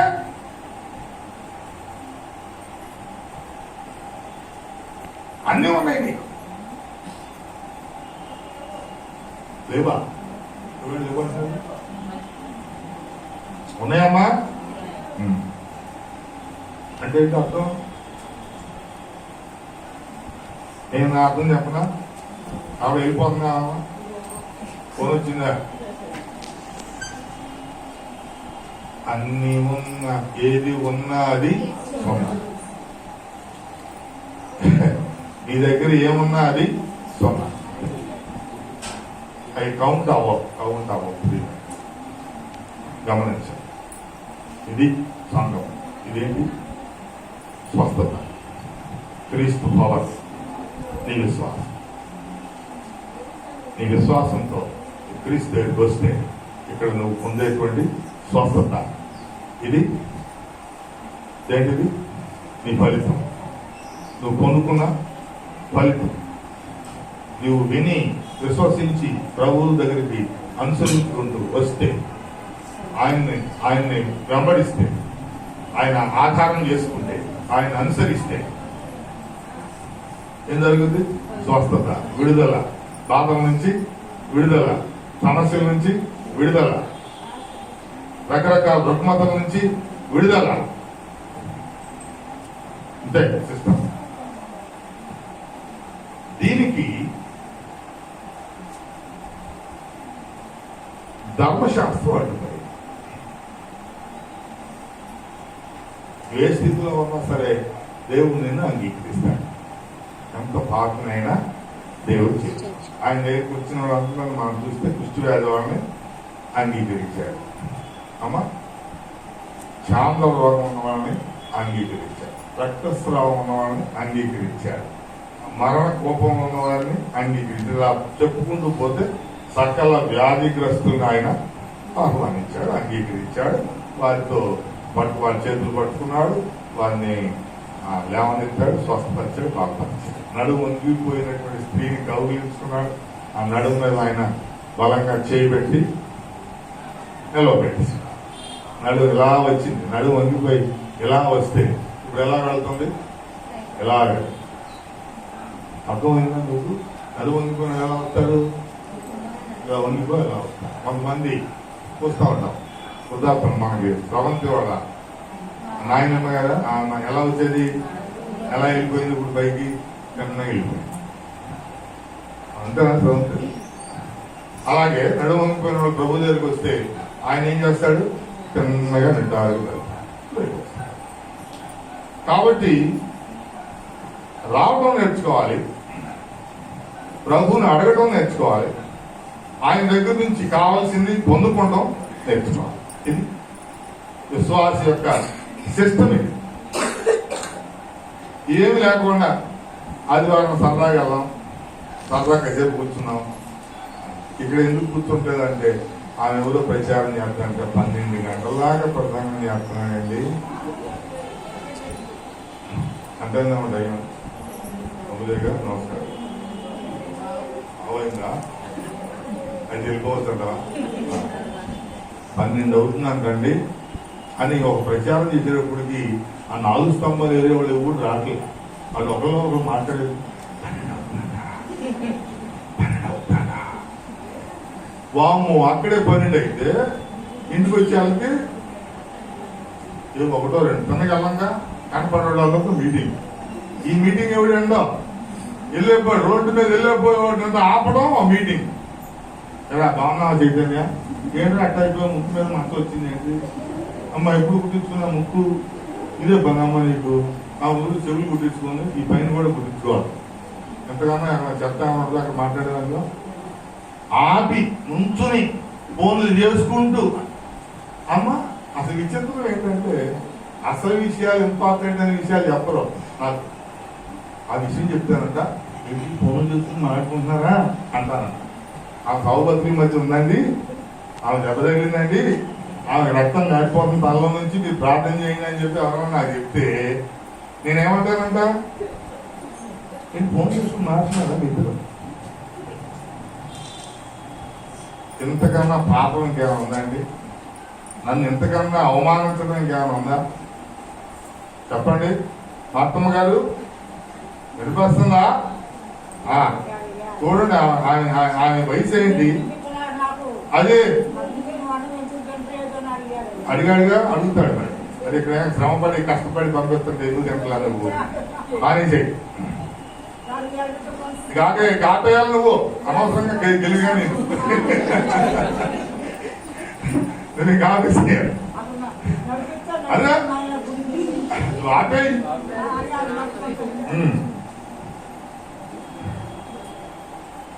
కొంచెం వారికి సపోర్ట్ చేయి. అడ్డుపడతాం. ఏం అడ్డుపడుతుంది?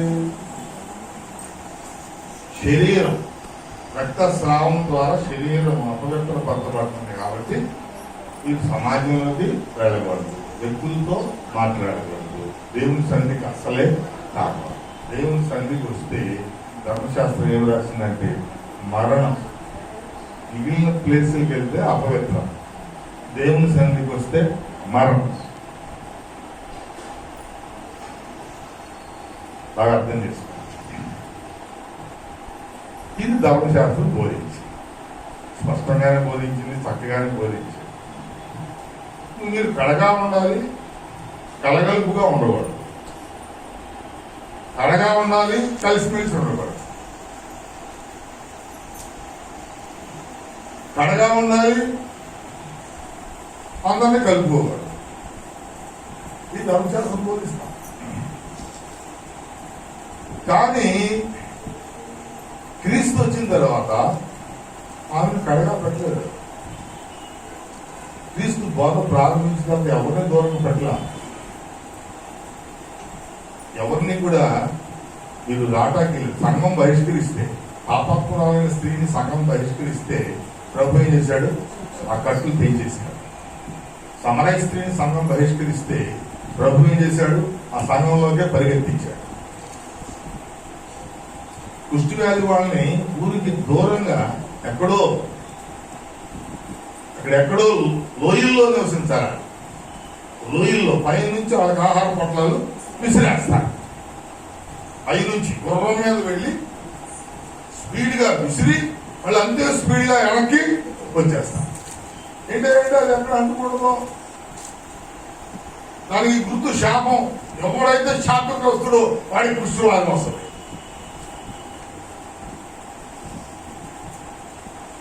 కాబట్టి అటువంటి వారిని కూడా ఆయన ఏం చేశాడు? ఆ చేతులు పట్టుకున్నాడు, తల్ల మీద చేశాడు, దీవించాడు, స్వస్థపరిచాడు. ఎవరిని దూరంగా ఉంచలా. ఎవడో ఏదో చెప్పాడని మనకి మనం ఆంక్షలు పెట్టుకుని మనం ఎలా దూరంగా ఉంటాము? దేవునికి ఆయన కాచిన రక్తము ప్రతి పాపము నుండి మమ్మల్ని కడిగి ఏం చేస్తుందంట? పవిత్రపరుస్తావు. మనల్ని పవిత్రపరుస్తుంది. క్రీస్తు మన కొరకు కాచిన రక్తం. రక్తాపరాధముతో బాధపడే వారి మొర ఆలకించి వారిని రక్షిస్తున్నాడు, వారిని విడిపిస్తున్నాడు, వారిని సమకూరుస్తున్నాడు, వారి కొరకు గొప్ప స్వస్థత ఏర్పాటు చేస్తున్నాడు, విముక్తి విమోచన చేస్తున్నాడు.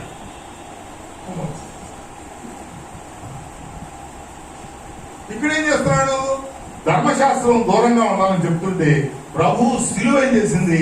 ఆ సిలువ మనల్ని ఏం చేసింది? సమీపంగా తీసుకెళ్తే ఆ యోహాను మొదటి అధ్యాయము 6వ వచనం చూడండి ఏముందో.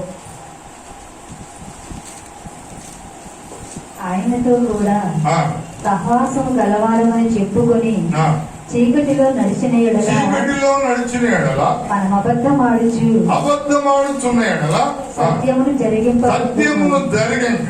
ఎడగ్గా ఉండాలి. కడగా ఉండవలసిన వాడు ఎవడగా ఉన్నాడు అంటే ఎవడాడు? అమ్మ ఆయనతో సహవాసం గలవారమని చీకటిలో నడిచావు. కడగా ఉండేది ఎవడంటే చీకటిలో నడిచేవాడు, నువ్వు కాదు. కడగా ఉండాల్సింది ఎవడగా అంటే అబద్ధం ఆడేవాడు.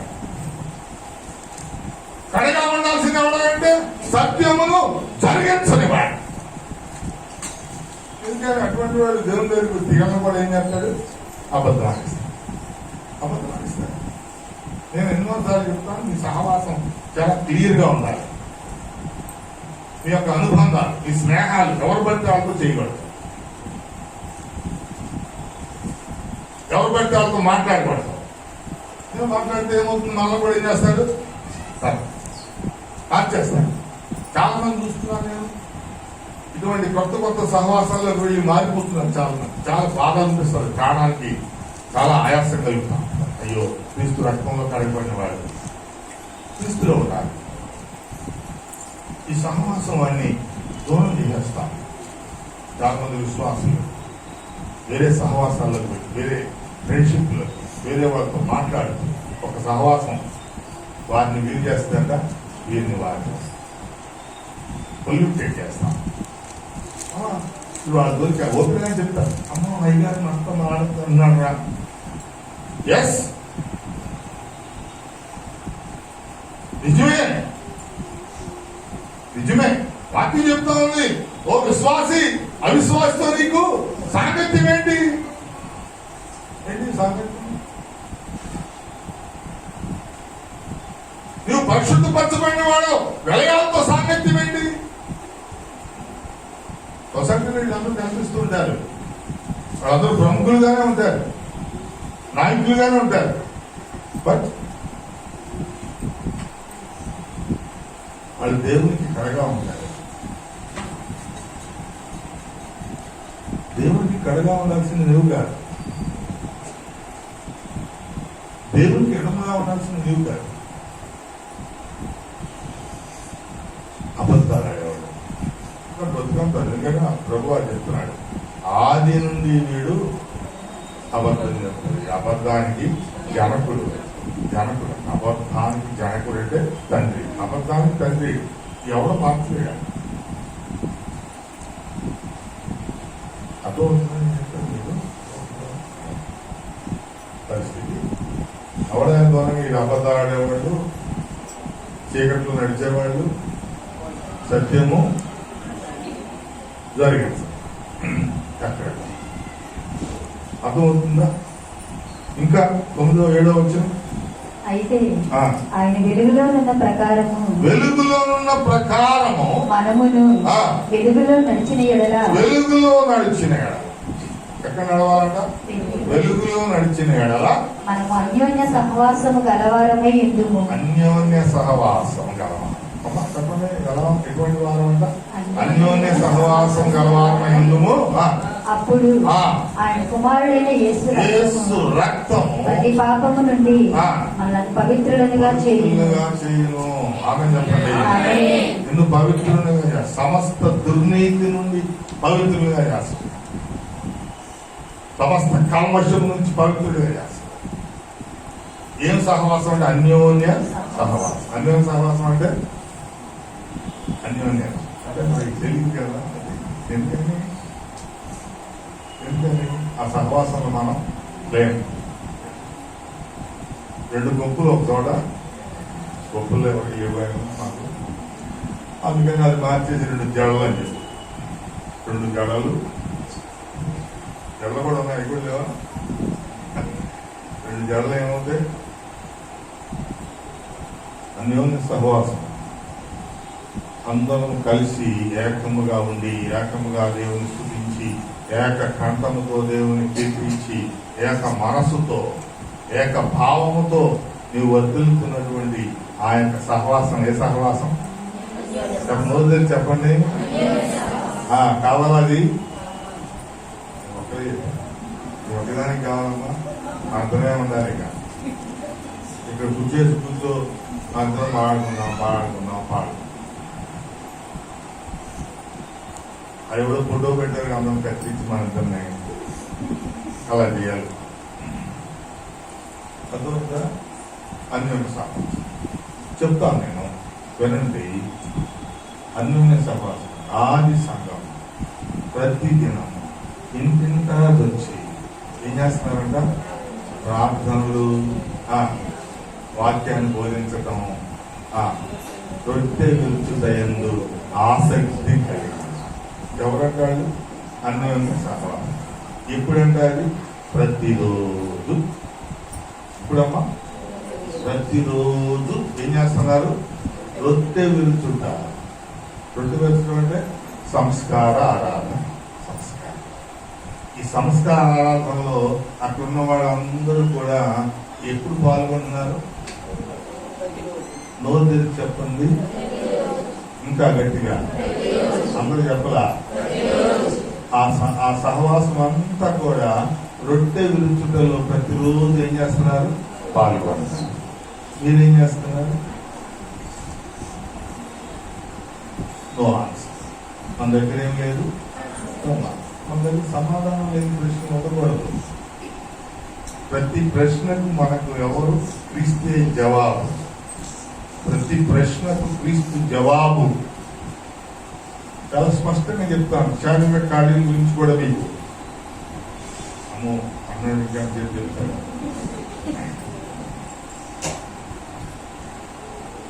చెప్పాలా? గుడ్ న్యూస్ చెప్తాను. అది కూడా మీకు ఒక చాలా మీ అందరికీ ఉల్లాసం, ఉత్తేజకరమైన వార్త కూడా చెప్తాను. ఇవాళే చెప్తాను. ఇది కూడా సాయంత్రం లోపల అనుకుంటున్నారా? కాదు, ఇప్పుడే చెప్తాను. అమ్మ మర్చిపోయి గుర్తు చేయండి.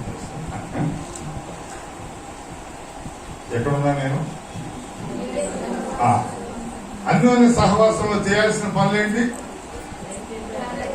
మీ అందరికీ వందనాలు చెప్తున్నాను. నేను ఛాలెంజ్లో మీ అందరిని ప్రేమించి ఈ పరిచర్యలో మిమ్మల్ని అందరినీ పొందుంచి 20 మంది వరకు దేవుడు ఆశీర్వదించి చక్కగా ఒకే శారీ కట్టుకుని, చక్కగా బ్యాగ్స్ తగిలించుకుని, చక్కగా ఈ రోడ్డు నుంచి 4 స్తంభాల్లాగా వెళ్తుంటే అందరూ ముక్కును వేలేసుకుని, అవురా ఏమిది శాలెన్ సంఘమేనా?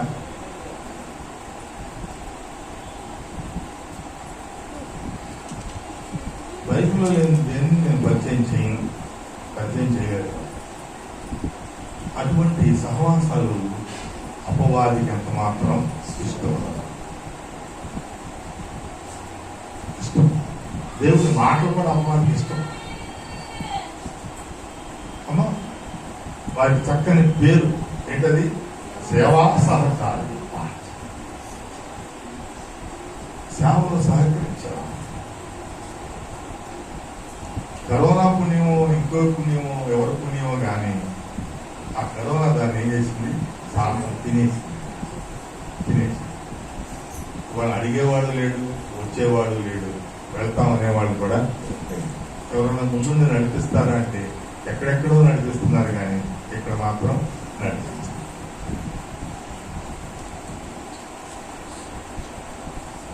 అర్థం అవుతుంది మీకు?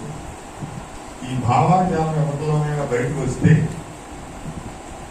ఈ పరిచర్య చేయాలనుకుంటే తిరిగి 2021లో ప్రారంభించండి. నేను ముందు నడిపిస్తానని ముందుకు రండి. ఇంటింటా వచ్చి అంటే మేము దొంగలా దొరకడమంటలా ప్రేమతో వెళ్ళండి. దేవుని మాటలు పాట పాడండి, 4 మాటలు చెప్పండి. మంచి సహవాసం కలిగి ఉండండి. ఆది సంఘం ఎలా చేస్తుందో అలా చేయండి. ఈర్ష్య, ద్వేషాలు, కోపతాపాలు పక్కన పెట్టండి. అసూయంత పక్కన పెట్టే. శాలము సంఘం అంటే అందరికి అసూయే. అసలు ఇంకో విచిత్రం ఏంటంటే బయట వాళ్ళందరికీ అసూయ ఉండొచ్చు. ఓకే, నేనంటే మహా అసూయ. రఘుకుమార్ గారు బయట వాళ్ళకి అసూయ ఎందుకని మనం ఏం చేయట్లేదు, సహజంగా అసూయ ఉండొచ్చు. అంతకు మించిన అసూయ లోపల ఎందుకుంటున్నారు?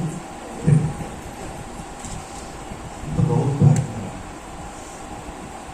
అంత బాధాకరం.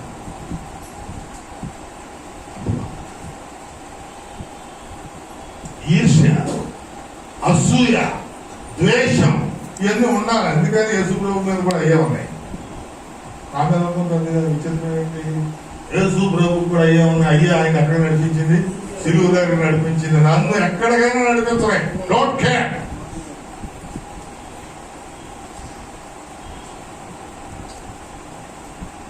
ఎందుకు నీకు అసూయ? ఎవరి దగ్గర కొంచెం టీ కూడా తాగనమ్మా. ఇదివరకు ఇచ్చేవాడు శాంతం మర్చిపోయారు. ఓకే, అలాగే టీపీడా అలాగే ఉండండి. ఎవరిని భోజనం కూడా అడగను నేను. మాకు చాలా పెద్ద అయ్యారు ఉన్నారు మాకు తెలిసి. అయ్యాను బుధవారం వాళ్ళ ఇంట్లో, శుక్రవారం వీళ్ళ ఇంట్లో, మధ్యలో గురువారం రామ్మన్ గారి ఇంట్లో 2 పూటల తింటాం, మళ్ళీ పెద్ద క్యారేజీ.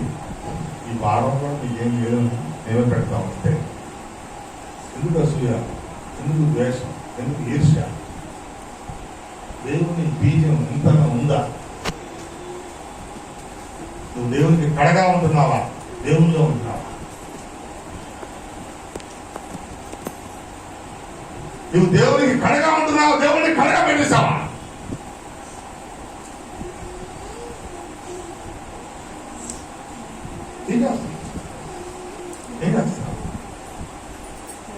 ఏం ఆలోచిస్తున్నావు? ఏం ఆలోచిస్తున్నావు? ఈ అన్యోన్య సహవాసము ప్రతి ఇంట్లోకి వెళ్ళి ప్రతిరోజు చేసే పని ఏంటంటే, అమ్మా ఈ ఈ ఈ గ్యాంగ్ లో బలహీనలు లేరా? ఉన్నారు లేరా? మాట్లాడండి. రక్తస్రావం వేరు, ఋతుక్రమం వేరు.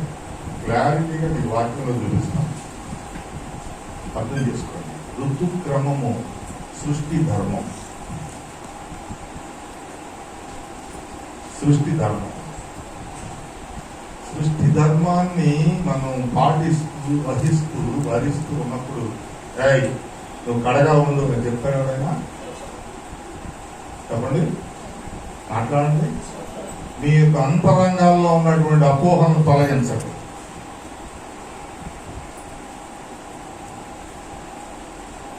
ఋతుక్రమం వేరు, రక్తస్రావము వేరు. ఋతుక్రమము కొన్ని దినాలకు పరిమితమైంది. రక్తస్రావం అనేది అన్లిమిటెడ్. 10 రోజులు ఉండొచ్చు, నెల రోజులు ఉండొచ్చు, సంవత్సరం ఉండొచ్చు.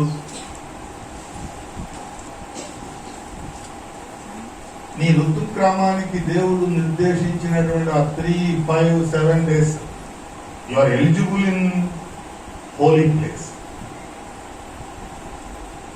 బట్ ఈ ఋతుక్రమానికి ముందు గాని ఋతుక్రమానికి తరువాత గాని రక్తస్రావం జరిగితే అది అపవిత్రపరచబడుతుంది. ఎక్కడయ్యా అంటే పాత ధర్మశాస్త్ర ప్రకారం. అది కూడా తిండి ఇంకా చదివిన మొదటి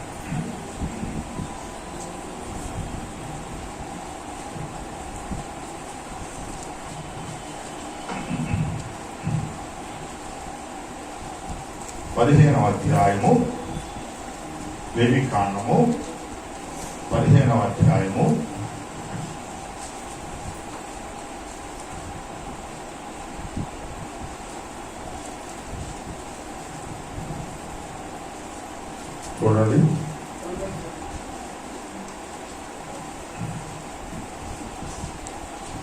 25వ వచనం చదవండి. ఒక స్త్రీ కడగా ఉండు కాలమునకు ముందుగా ఆమె రక్తస్రావము ఇంకా అనేక దినములు. ఏమైంది అక్కడ? కాలమునకు ముందుగా. అర్థమైందా? ఏమన్నాడు? ఒక స్త్రీ కడగా ఉండు కాలమునకు ముందు. కడగా ఉండు కాలం అంటే ఋతుక్రమం. మీకు క్లారిటీకి చెప్తాను చూడండి. 19వ వచనం చదవండి. స్త్రీ దేహమునందు స్రావము రక్తస్రావమైన ఎడల. ఇక్కడ దాకా అందట్లా మీరు కొంచెం ప్లీజ్ ఏమనుకోబాకండి. నాకు అందాలు కదా, చెవులోకి వెళ్ళాలి. స్త్రీ దేహమునందు స్రావము, స్త్రీ దేహమునందు స్రావము రక్తస్రావమైన ఎడల. ఏమైనా ఎడల అర్థమవుతుందా? ఏమి రాశాడు? స్రావము, రక్తస్రావం. స్రావము వేరు, రక్తస్రావం. మీరు చదివేటప్పుడు మైండ్ అక్కడ పెట్టి చాలా జాగ్రత్తగా చదవాలి. ఇష్టానుసారంగా ఎవడు పట్టాడు బోధించినవన్నీ వినేసి గందరగోళానికి గురై చాలా దేవునికి దూరం అవ్వకూడదు. చాలా జ్ఞాపకం పెట్టుకోండి. ఏమంటాడు? స్రావము ఎలా మారిందంట? రక్తస్రావముగా మారిన ఎడల. ఇప్పుడు 25కి వచ్చాయి. ఒక స్త్రీ కడగా ఉండి కాలమునకు ముందుగా ఆమె రక్తస్రావము ఇంకా అనేక దినములు స్రవించినను ఆమె కడగా నుండి కాలం అయిన తరువాత స్రవించినను ఆమె అపవిత్రత దినముల వలనే ఆ స్రావ దినములన్నీ ఉండును. ఆమె అపవిత్రురాలు. సిస్టమ్ స్రావంలో ఉన్నటువంటి రక్తస్రావం, ఋతుక్రమంలో ఉండేటువంటి అదే సిస్టమ్ ముందున్న, అది అయిపోయిన తర్వాత ఉన్న ఆమె ఎవరంట? అపవిత్రుత. ఎప్పుడంటే బిఫోర్ పీరియడ్స్ బిఫోర్. మీ అందరికి తెలుసు, నేను ప్రత్యేకంగా వివరించి అక్కడ సర్టన్ డేట్ తెలుసు మీకు. దానికి బిఫోర్ సర్టన్ డేట్ తెలుసు ఎప్పుడు అయిపోతుందో. దాని తర్వాత ఇది సృష్టి ధర్మం. దీన్ని దాచుకునేదో, సిగ్గుపడటమో, మాట్లాడకపోవటమో అనేది కాదు. ఇక్కడ బైబిల్ నీకు చాలా స్పష్టంగా నీతో మాట్లాడతాం.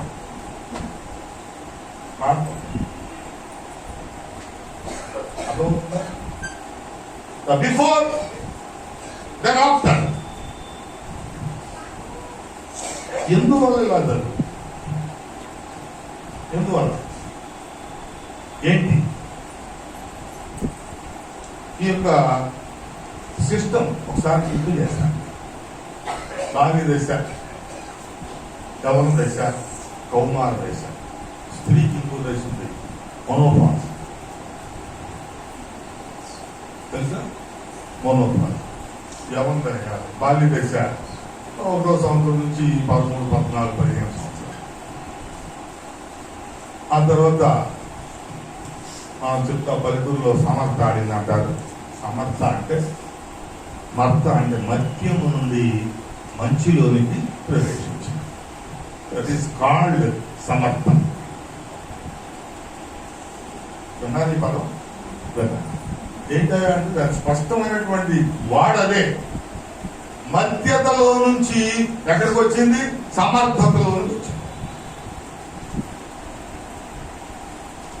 అందుకని ఆ పేరు ఆ గ్రామాల్లో ఆ బోర్డు మీద సమర్థ బంతి. ఇప్పుడు మనం ఏం చేస్తామంటే పుష్పావతి అని. పుష్పావతి పుష్పం వికసించింది. ఏదో ఎవడు దోచిన పేరు అది పెట్టుకుంటాం. ఇంకా ఇంకొక మాట, వేదాల్లో రాసిన మాట రజస్వల. అది 15 నుంచి స్టార్ట్. ఈ దశ ఎప్పుడు వరకు ఉంటుందంటే మోనోపాజ్ దశ వరకు, అంటే 45-50 మధ్య వరకు ఉంటుంది. ఆ తర్వాత ఈ ఋతుక్రమం ఏమైపోతుంది? ఆగిపోతుంది. ఋతుక్రమం ఆగిపోతుంది. మన శారమ్మ గారికి కూడా ఏమైపోయింది? ఆగిపోయింది. నేను దేవుడు స్పష్టంగా మాట్లాడిన విషయం మీకు చెప్తానని చెప్పాను కదా, ఇదే చెప్తాను. ఇప్పుడు నేను ఏమైనా ఆసక్తి. అంతకుముందు మీరు విన్నట్లయితే చేయబోయారు, వినకపోతే 2 చేతులు జోడించి దేవునికి వందనాలు.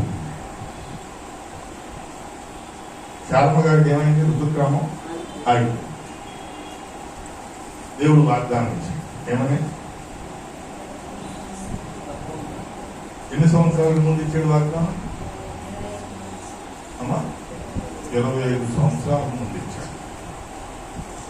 అంటే సుమారు ఆమెకి 70, ఆయనకి 75. హెబ్రీ భక్తుడు రాస్తూ శరీరం ఏమైపోయిందని రాశాడు? మృత తుల్యం అయిపోయాడు. ఎక్కడ నరాలు కానీ, నాడులు కానీ, దానికి సంబంధించిన ట్యూబ్స్ కానీ, ఆ సిస్టమ్ అంతా వినాలి చాలా జాగ్రత్తగా. మొత్తం కూడా బంద్. ఏంటంటే మనం ఫ్యామిలీ ప్లానింగ్ ఆపరేషన్ చేయించుకున్న తర్వాత ప్రత్యుత్పత్తికి ఎక్కడ అవకాశం ఉండదు. అంతేగా, ఫ్యామిలీ ప్లానింగ్ ఆపరేషన్ అయితే ప్రత్యుత్పత్తికి అవకాశం ఉండదు. మోనోపాజ్ దశ వచ్చిన తర్వాత కూడా ప్రత్యుత్పత్తికి అవకాశం ఉండదు. ఋతుక్రమంలో ఉన్న గొప్ప విశేషం ఏంటంటే ఎప్పుడైతే మెచ్యూరిటీ వచ్చిందో అప్పటి నుంచి ఒక ఉత్పత్తి కారకురాలు అవుతాం. ఉత్పత్తి కారకురాలు అయ్యేటువంటి సామర్థ్యాన్ని, దీవెనను, ఆశీర్వాదాన్ని దేవుడే ఇచ్చినప్పుడు నీవు దేవుని సన్నిధికి రాకూడదని ఎవరు చెప్పారు?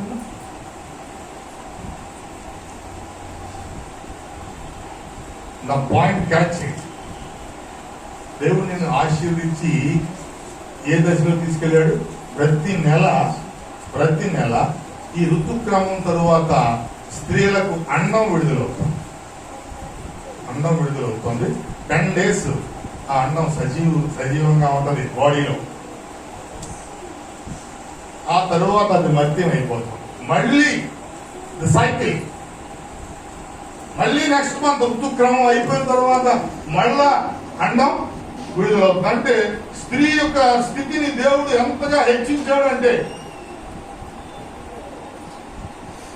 అద్భుతమైనటువంటి జనరేషన్ కి, ప్రత్యుత్పత్తికి నాందిగా ఉంచాడు. దాన్ని పరిశుద్ధపరిచాడు.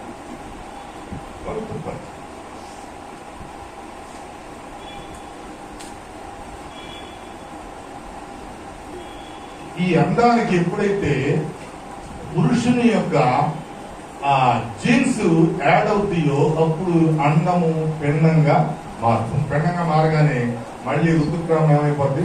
ఆగిపోతుంది. ఋతుక్రమం ఆగిపోతుంది. మళ్ళీ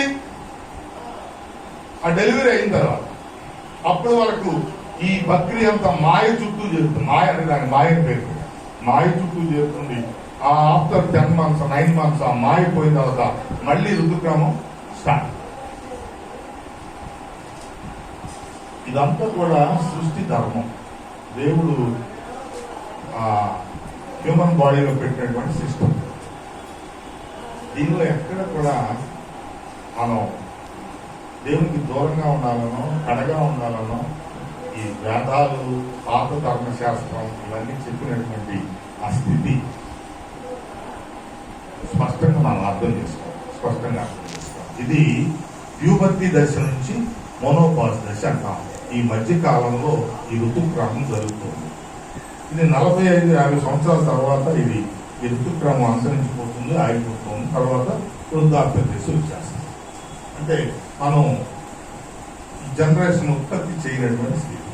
ఆ స్థితిలోకి చారమ్మ గారు వెళ్ళిపోయిన తర్వాత మళ్ళా ఎలా ఈ విధమైనటువంటి, ఎందుకని దేవుడు మాయలు చేయడు, మంత్రాలు చేయడు, అంతా కూడా ఒరిజినాలిటీ కావాలి.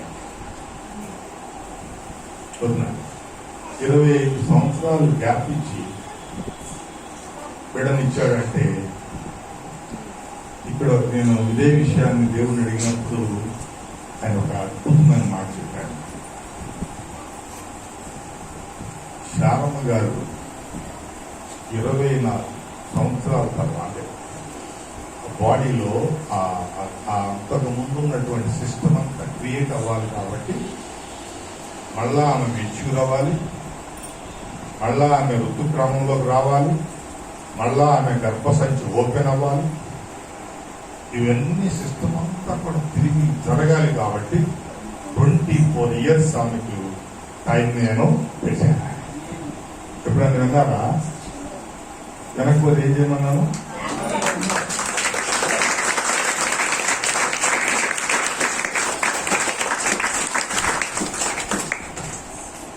తిరిగి ఆమెకు మెచ్యూరిటీ ఇచ్చాడు. ఏ దశలో? 70s లో ఆమెను మళ్ళా యవ్వన స్త్రీలో ఉండేటువంటి కళజాలం, యవ్వన స్త్రీకి కావలసినటువంటి ఆ యొక్క రక్త కణాలు, బిడ్డకు పాలు ఇవ్వాల్సినటువంటి సిస్టమ్ ఆ పాలను ఉత్పత్తి చేసేటువంటి కణాలు, దానికి కావలసినటువంటి బ్లడ్స్, రకరకాల మరి జీవపు చాలా చెప్తారు, సూక్ష్మ కణాన్ని ఏమంటాం, కణమైనా నేనేమంటాను, ఇవన్నీ ఆమెలో తిరిగి పొందాలి, తిరిగి పెరగాలి. కాబట్టి మళ్ళా తన సామర్థ్యాన్ని తను తెచ్చుకోవాలి. కాబట్టి మళ్ళా 70 సంవత్సరాల వయసులో ఆమె చైల్డ్హుడ్ లోకి వెళ్ళి అక్కడి నుంచి ఏమైందంతా గ్రోత్ లోకి వచ్చింది. గ్రోత్ లోకి వచ్చేటప్పటికి ఈ 90 సంవత్సరాల వయసులో ఆమె పరిపూర్ణమైనటువంటి యవనస్తురాలు. ఆమె పరిపూర్ణమైన యవనస్తురాలు. బిడ్డలను కనేటువంటి సామర్థ్యాన్ని దేవుడు అక్కడ ఇచ్చాడు.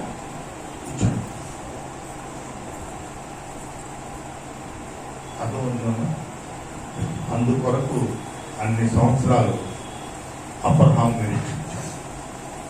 ఎందుకని ఈ అంతకుముందు పురాణాలు చూస్తే ఇంద్రుడు దిగొచ్చి నువ్వు చెవిలో నుంచి బిడ్డను కంటావు, నువ్వు ముక్కులో నుంచి ఒక బిడ్డనే కంటావు, ఇటువంటి మాయలు మంత్రాలని చూశాను.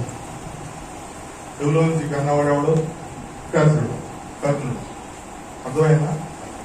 అలాగే రకరకాల అవయవాలను తట్టి కనేస్తాడు. కానీ నిన్ను పుట్టించిన వాడు నువ్వు ఎలా పుట్టావో మళ్ళా రీజనరేషన్ కూడా అలాగే ఇస్తాడు. మాయలు మంత్రాలేని మాయలు ఉండవు, మంత్రం.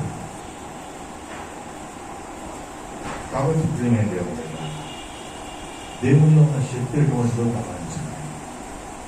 ఆయన ఇచ్చినటువంటి ఈ సైకిల్ని గమనించాలి. దీనిలో ఉన్నటువంటి స్పష్టతని గమనించాలి. ఋతుక్రమంలో ఉంటే నీవు అపవిత్రురాలి కాదు. నీకు దీనికి ముందు కానీ దీని తరువాత కానీ ఏమైనా రక్తస్రావం జరిగితే నువ్వు ప్రభు దగ్గరికి రా. ప్రభు నిన్ను ముట్టి స్వస్థపరుస్తాడు.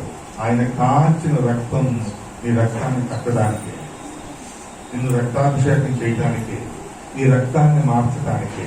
కాబట్టి అపోహలొద్దు, అనవసరమైనటువంటి రాద్ధాంతాలు వద్దు, పనికిమాలిన సిద్ధాంతాలు వద్దు. అనుక్షణం అనుదినం నువ్వు దేవుని స్తుతించాలి, దేవుని గడప తొక్కాలి, దేవుని గుమ్మంలో ఆయన్ని ప్రై చేయాలి. ఏదో వంక పెట్టుకుని రకరకాలుగా మానేసేటువంటి మనకు ఇదో పెద్ద వంక, ఇదో పెద్ద నరకం. కొంతమంది చాలా మరి పెయిన్ అనేది వస్తుంది, చాలా ఇబ్బందికరమైనది వస్తూ ఉంటుంది. ఎందుకని ఆ టైంలో, ఏ టైంలో అంటే మెచ్యూర్ అయినటువంటి టైం నువ్వు ఎక్కడున్నావు, ఏ ప్లేస్ లో ఉన్నావు, ఏ స్థలాల్లో ఉన్నావు, ఇంట్లో ఉన్నావా, పాఠశాలలో ఉన్నావా, లేదా ఏదైనా ఫంక్షన్లో ఉన్నావా, రోడ్డు మీద ఉన్నావా, ఎప్పుడైనా ఒకటి మెచ్యూరిటీ అవడం అంటే ఈ గర్భస్థ వ్యవస్థకు ఒక మార్గం ఏర్పడతాం. ఎప్పుడైతే ఆ మార్గం ఏర్పడుతుందో అప్పుడు వాళ్ళకు క్లోజ్ గా ఉన్నటువంటిది ఓపెన్ అయినప్పుడు గాలి ఏమవుతుంది, ప్రయాణం చేస్తుంది. గాలి ప్రయాణం చేస్తుంది. నువ్వు సేఫ్టీ ప్లేస్ లో ఉన్నప్పుడు అంత సేఫ్టీగానే ఉంటుంది. నువ్వు రకరకాల వాతావరణాల్లో ఉన్నప్పుడు ఇన్ఫెక్షన్ అనేది ఎంటర్ అవుతావు. నీ యొక్క ఋతుక్రమంలో రకరకాల సమస్యలు వచ్చినప్పుడు హార్మోన్స్ ఇంబ్యాలెన్స్ అవుతూ ఉంటాయి.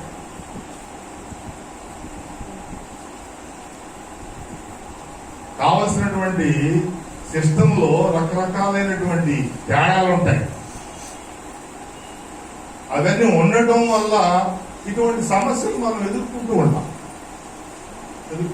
అవన్నీ కూడా ప్రార్థనా శక్తి ద్వారా తొలగించుకోవాలి. నువ్వు అపరిశుద్ధమైనటువంటి స్థలంలో కానీ, లేదా అక్కడంతా కూడా వాతావరణం అంతా డిస్టర్బ్డ్ వాతావరణంలో ఒకవేళ అటువంటి పరిస్థితుల్లో మెచ్యూర్ అవ్వాల్సి వస్తే అక్కడ ఉన్నటువంటి వాతావరణం ఇమ్మీడియట్ గా అవుతుంది, బాడీలోకి ఎంటర్ అయిపోతుంది. కొంతమందికి విపరీతమైన నొప్పి వస్తాం, కొంతమంది రకరకాల ప్రాబ్లమ్స్ క్రియేట్ అవుతాం, కొంతమందిగా అది పెద్ద సమస్యలా తయారైపోతుందా అంటే ఆ టైం నువ్వు దేవుని ఇంట్లో ఉంటే నీ ఇంట్లో ఉంటే సేఫ్టీ, మంచి ప్లేస్ లో ఉంటే సేఫ్టీ. కాబట్టి ఈ బిడ్డలు ఎదుగుతున్న కొద్ది ఈ విషయాలన్నీ దేవుని దగ్గర మొదలుపెట్టుకోవాలి. దేవుని దగ్గర మొదలుపెట్టుకోవాలి, దేవుని అడగాలి. ఎందుకంటే ఇదంతా ప్రతి శరీరంలో జరిగేటువంటి ప్రక్రియ. ఇది ఇలాగే ఇన్బ్యాలెన్స్డ్ గా ఉన్నప్పుడు మాత్రమే రక్తస్రావంగా మారుతుంది. దాన్ని చెప్పడం కోసమే ఈ సిస్టమ్ అంతా చెప్పాను. హార్మోన్స్ ఇన్బ్యాలెన్స్ అయినా, లోపల జరగాల్సిన సిస్టమ్స్ అన్ని కూడా ఇన్బ్యాలెన్స్ అయినా, లేదా రకరకాల క్రిములు లేకపోతే దానికి సంబంధించిన బ్యాక్టీరియా చాలా మంది బ్యాక్టీరియా ఇది జరగాల్సినటువంటి ప్లేస్ లో వేరే వేరే స్రావం జరుగుతా. మెన్స్ కూడా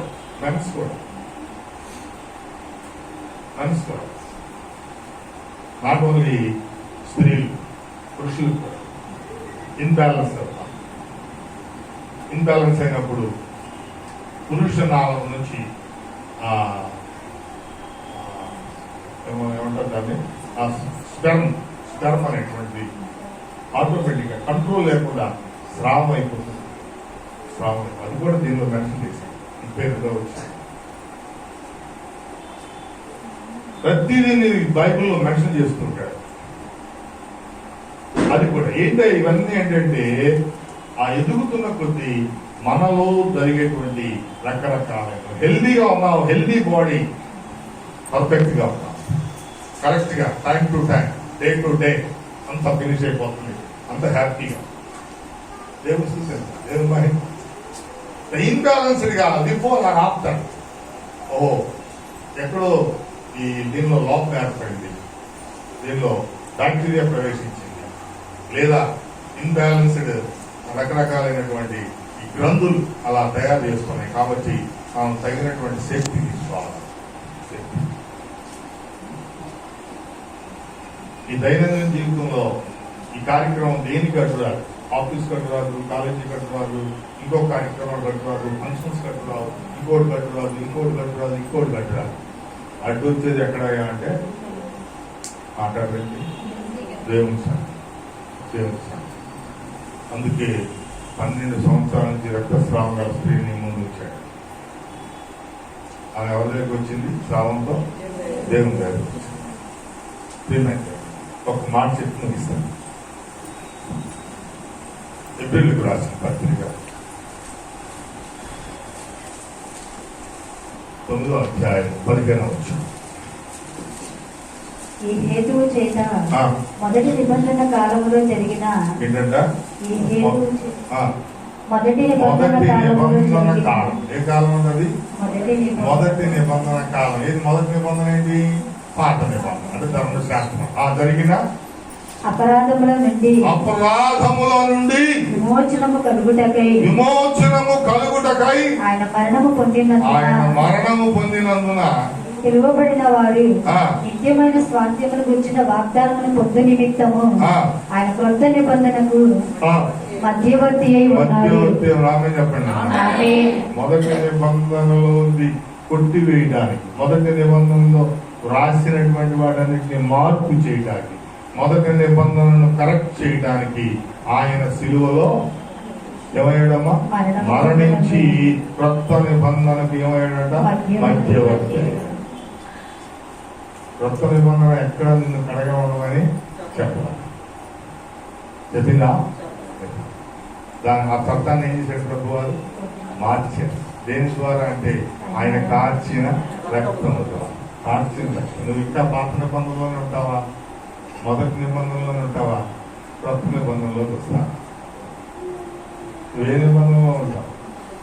దేన్ని ఆచరిస్తాం? దేన్ని అనుసరిస్తాం? దేన్ని కలిగి?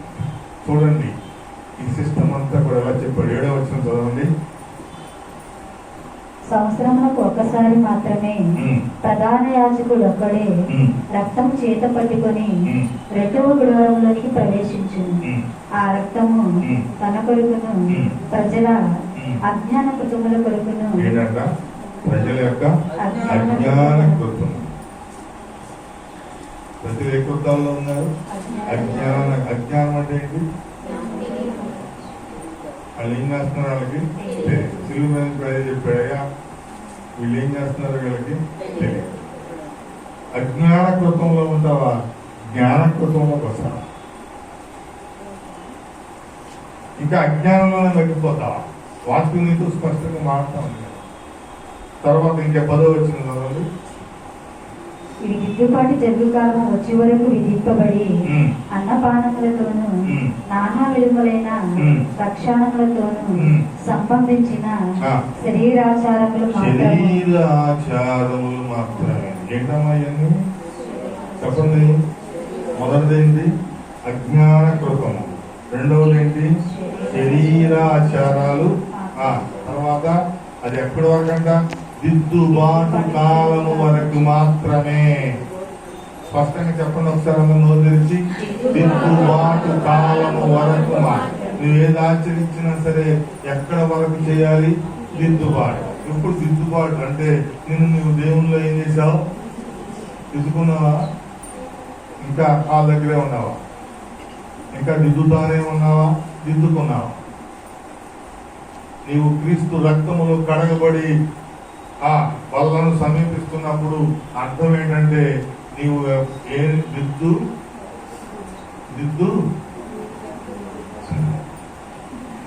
దిద్దుకున్నావు, దిద్దుకోలేదా?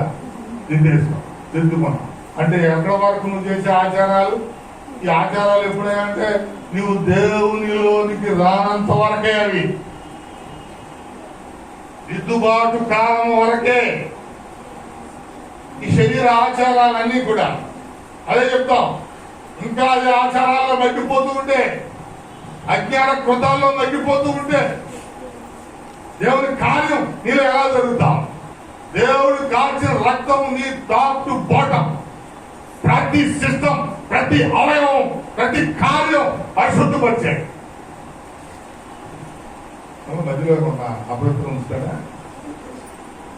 అది తెలియక ఇంత అవయవాన్ని అపవిత్రంగా ఉంచుతాడా? మధ్యలో నెలలో ఒక వారం రోజులు అపవిత్రంగా ఉంచుతాడా? చెప్పాలి మేధావులు.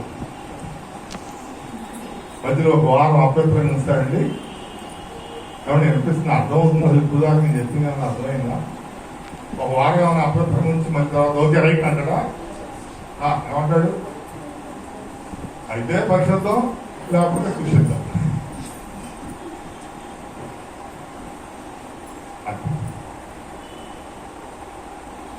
దిద్దుబాటు కాలములో నిన్ను దిద్దుకున్నప్పుడు, నిన్ను ప్రభువుగా అర్పించుకున్నప్పుడు, ప్రభు నువ్వు కోరుకున్నప్పుడు, ఆ నీలోకి వచ్చినప్పుడు నువ్వు పరిశుద్ధపరచబడుతున్నావు.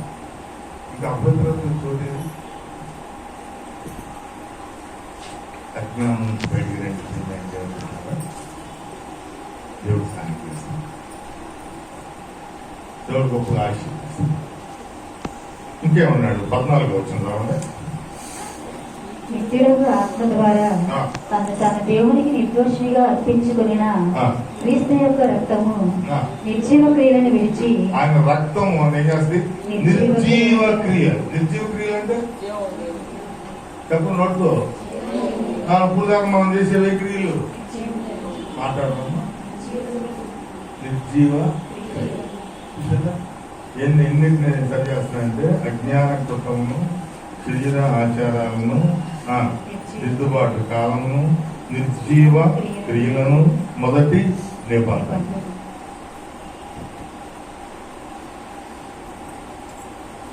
ఐదు నీలో నుంచి ఏం చేస్తున్నాడు? తీసేస్తున్నాడు. ఎవరు? క్రీస్తు రక్తం. క్రీస్తు రక్తం. క్రీస్తు రక్తములో కడుగబడిన నీవు నిర్జీవ క్రియలని తొలగిపోయాడు. ఒకటేం చేశాడు? మొదటి నిబంధన నుంచి విడిపించాడు. రెండవది అజ్ఞాన కృతం. మూడవది శరీర ఆచారం. 4వది దిద్దుబాటు. 5వది నిర్జీవ క్రియలు. ఇంకేమైనా ఉన్నాయా చూడండి.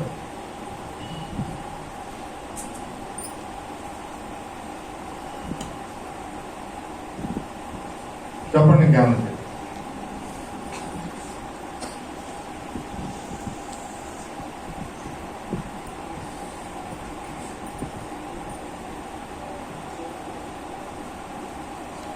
ఈ నిర్జీవ క్రియల నుంచి విడిపించి జీవక్రియల్లో నడిపిస్తాడు.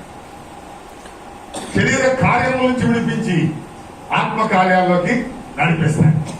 మొదటి నిబంధనలు విడిపించి క్రొత్త నిబంధనలోనికి నడిపిస్తాడు. అజ్ఞాన కాలం నుండి జ్ఞానమైన కాలంలోకి నడిపిస్తాడు. దిద్దుబాటు నుంచి నిన్ను సజీవమైన బాటలోనికి నడిపిస్తాడు. ఆ దేవునికి వందనాలు చెప్తామా? ఇది యథార్థం, సత్యం, నిజమే. ఈ వాక్యం నిజమే అనుకున్న వాళ్ళు గట్టిగా ఆమె చెప్పండి.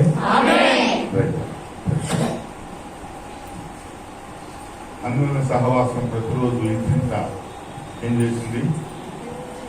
రొట్టె విరిచి ప్రార్థన చేస్తూ బాధ చేస్తూ ఏం చేసింది? దేవుని మహిమపరిచింది. ఇప్పుడు మనం నెలకి 2 సార్లు ఇక్కడ ఏం ఏర్పాటు చేస్తున్నాం? మల్లారాధన ఏర్పాటు చేస్తున్నాం. కాబట్టి సంఘం అంతా కూడా, ఎందుకంటే ఇక్కడ సిద్ధం చేసుకుంటాం. క్రీస్తు రక్తాన్ని ఎంతమంది వస్తారు, ఎంతమందికి మనం ఇవ్వాలని చెప్పి సిద్ధం చేస్తాం. సిద్ధం చేసిన తర్వాత సగం మంది వచ్చారనుకో, ఈ సిద్ధం చేసిన క్రీస్తు రక్తాన్ని ఏం చేయాలి?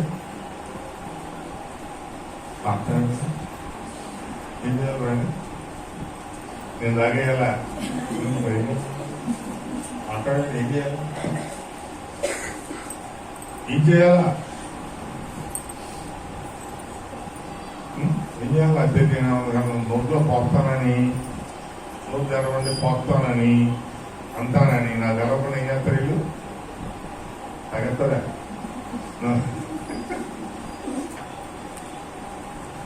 క్రీస్తు రక్తం అది మనల్ని కడిగేది, క్రీస్తు రక్తం సరిచేసేది, క్రీస్తు రక్తం విడుదల చేసేది, క్రీస్తు రక్తం విడిపించేది, బ్రతికించేది. కాబట్టి ఒక 50 మంది వస్తారని దాని తగ్గినట్టు ఇక్కడ అరేంజ్ చేస్తే 5 మంది వచ్చారనుకో, మిగిలిన వాళ్ళు ఏమవుతుంది అక్కడ? బ్లడ్ అంటే పీక్ చేయవచ్చు. రక్తాన్ని మనం పీక్ చేయగలం, రక్తం పీక్ చేయాలి. కాబట్టి అర్థం చేసుకోండి. అపోహల నుంచి బయటికి రండి. దిద్దుబాటు కాలం వరకంటే నిన్ను నీవు దేవునికి సమర్పించుకునే కాలం వరకే నీ ఆచారాలు, నీ యొక్క పద్ధతులు దేవుళ్ళు అంతా కూడా పరిశుద్ధం. క్రీస్తు రక్తం ప్రతి పాపం నుండి మనం విడిపించి ఎలా మారుస్తున్నాడా? పరిశుద్ధులుగా, పవిత్రులుగా మార్చిన తర్వాత మధ్యలో ఒక 4-5 రోజులు నిన్ను అపవిత్రతలోనికి తీసుకెళ్ళాలి. పరిశుద్ధుడే, అపవిత్రుడు అపవిత్రుడు. కాబట్టి జ్ఞానం కలిగి దేవుని వాక్యాన్ని అన్వయించుకొని అర్థం చేసుకుని దేవుడు బయలుపరిచిన మర్మం ఎటువంటిదో తెలుసుకుని దేవుని స్తుతించండి. దేవుడు మనకు తోడుగా ఉంటాడు. దేవుడి మాటలు దీవించి ఆశీర్వదించను గాక.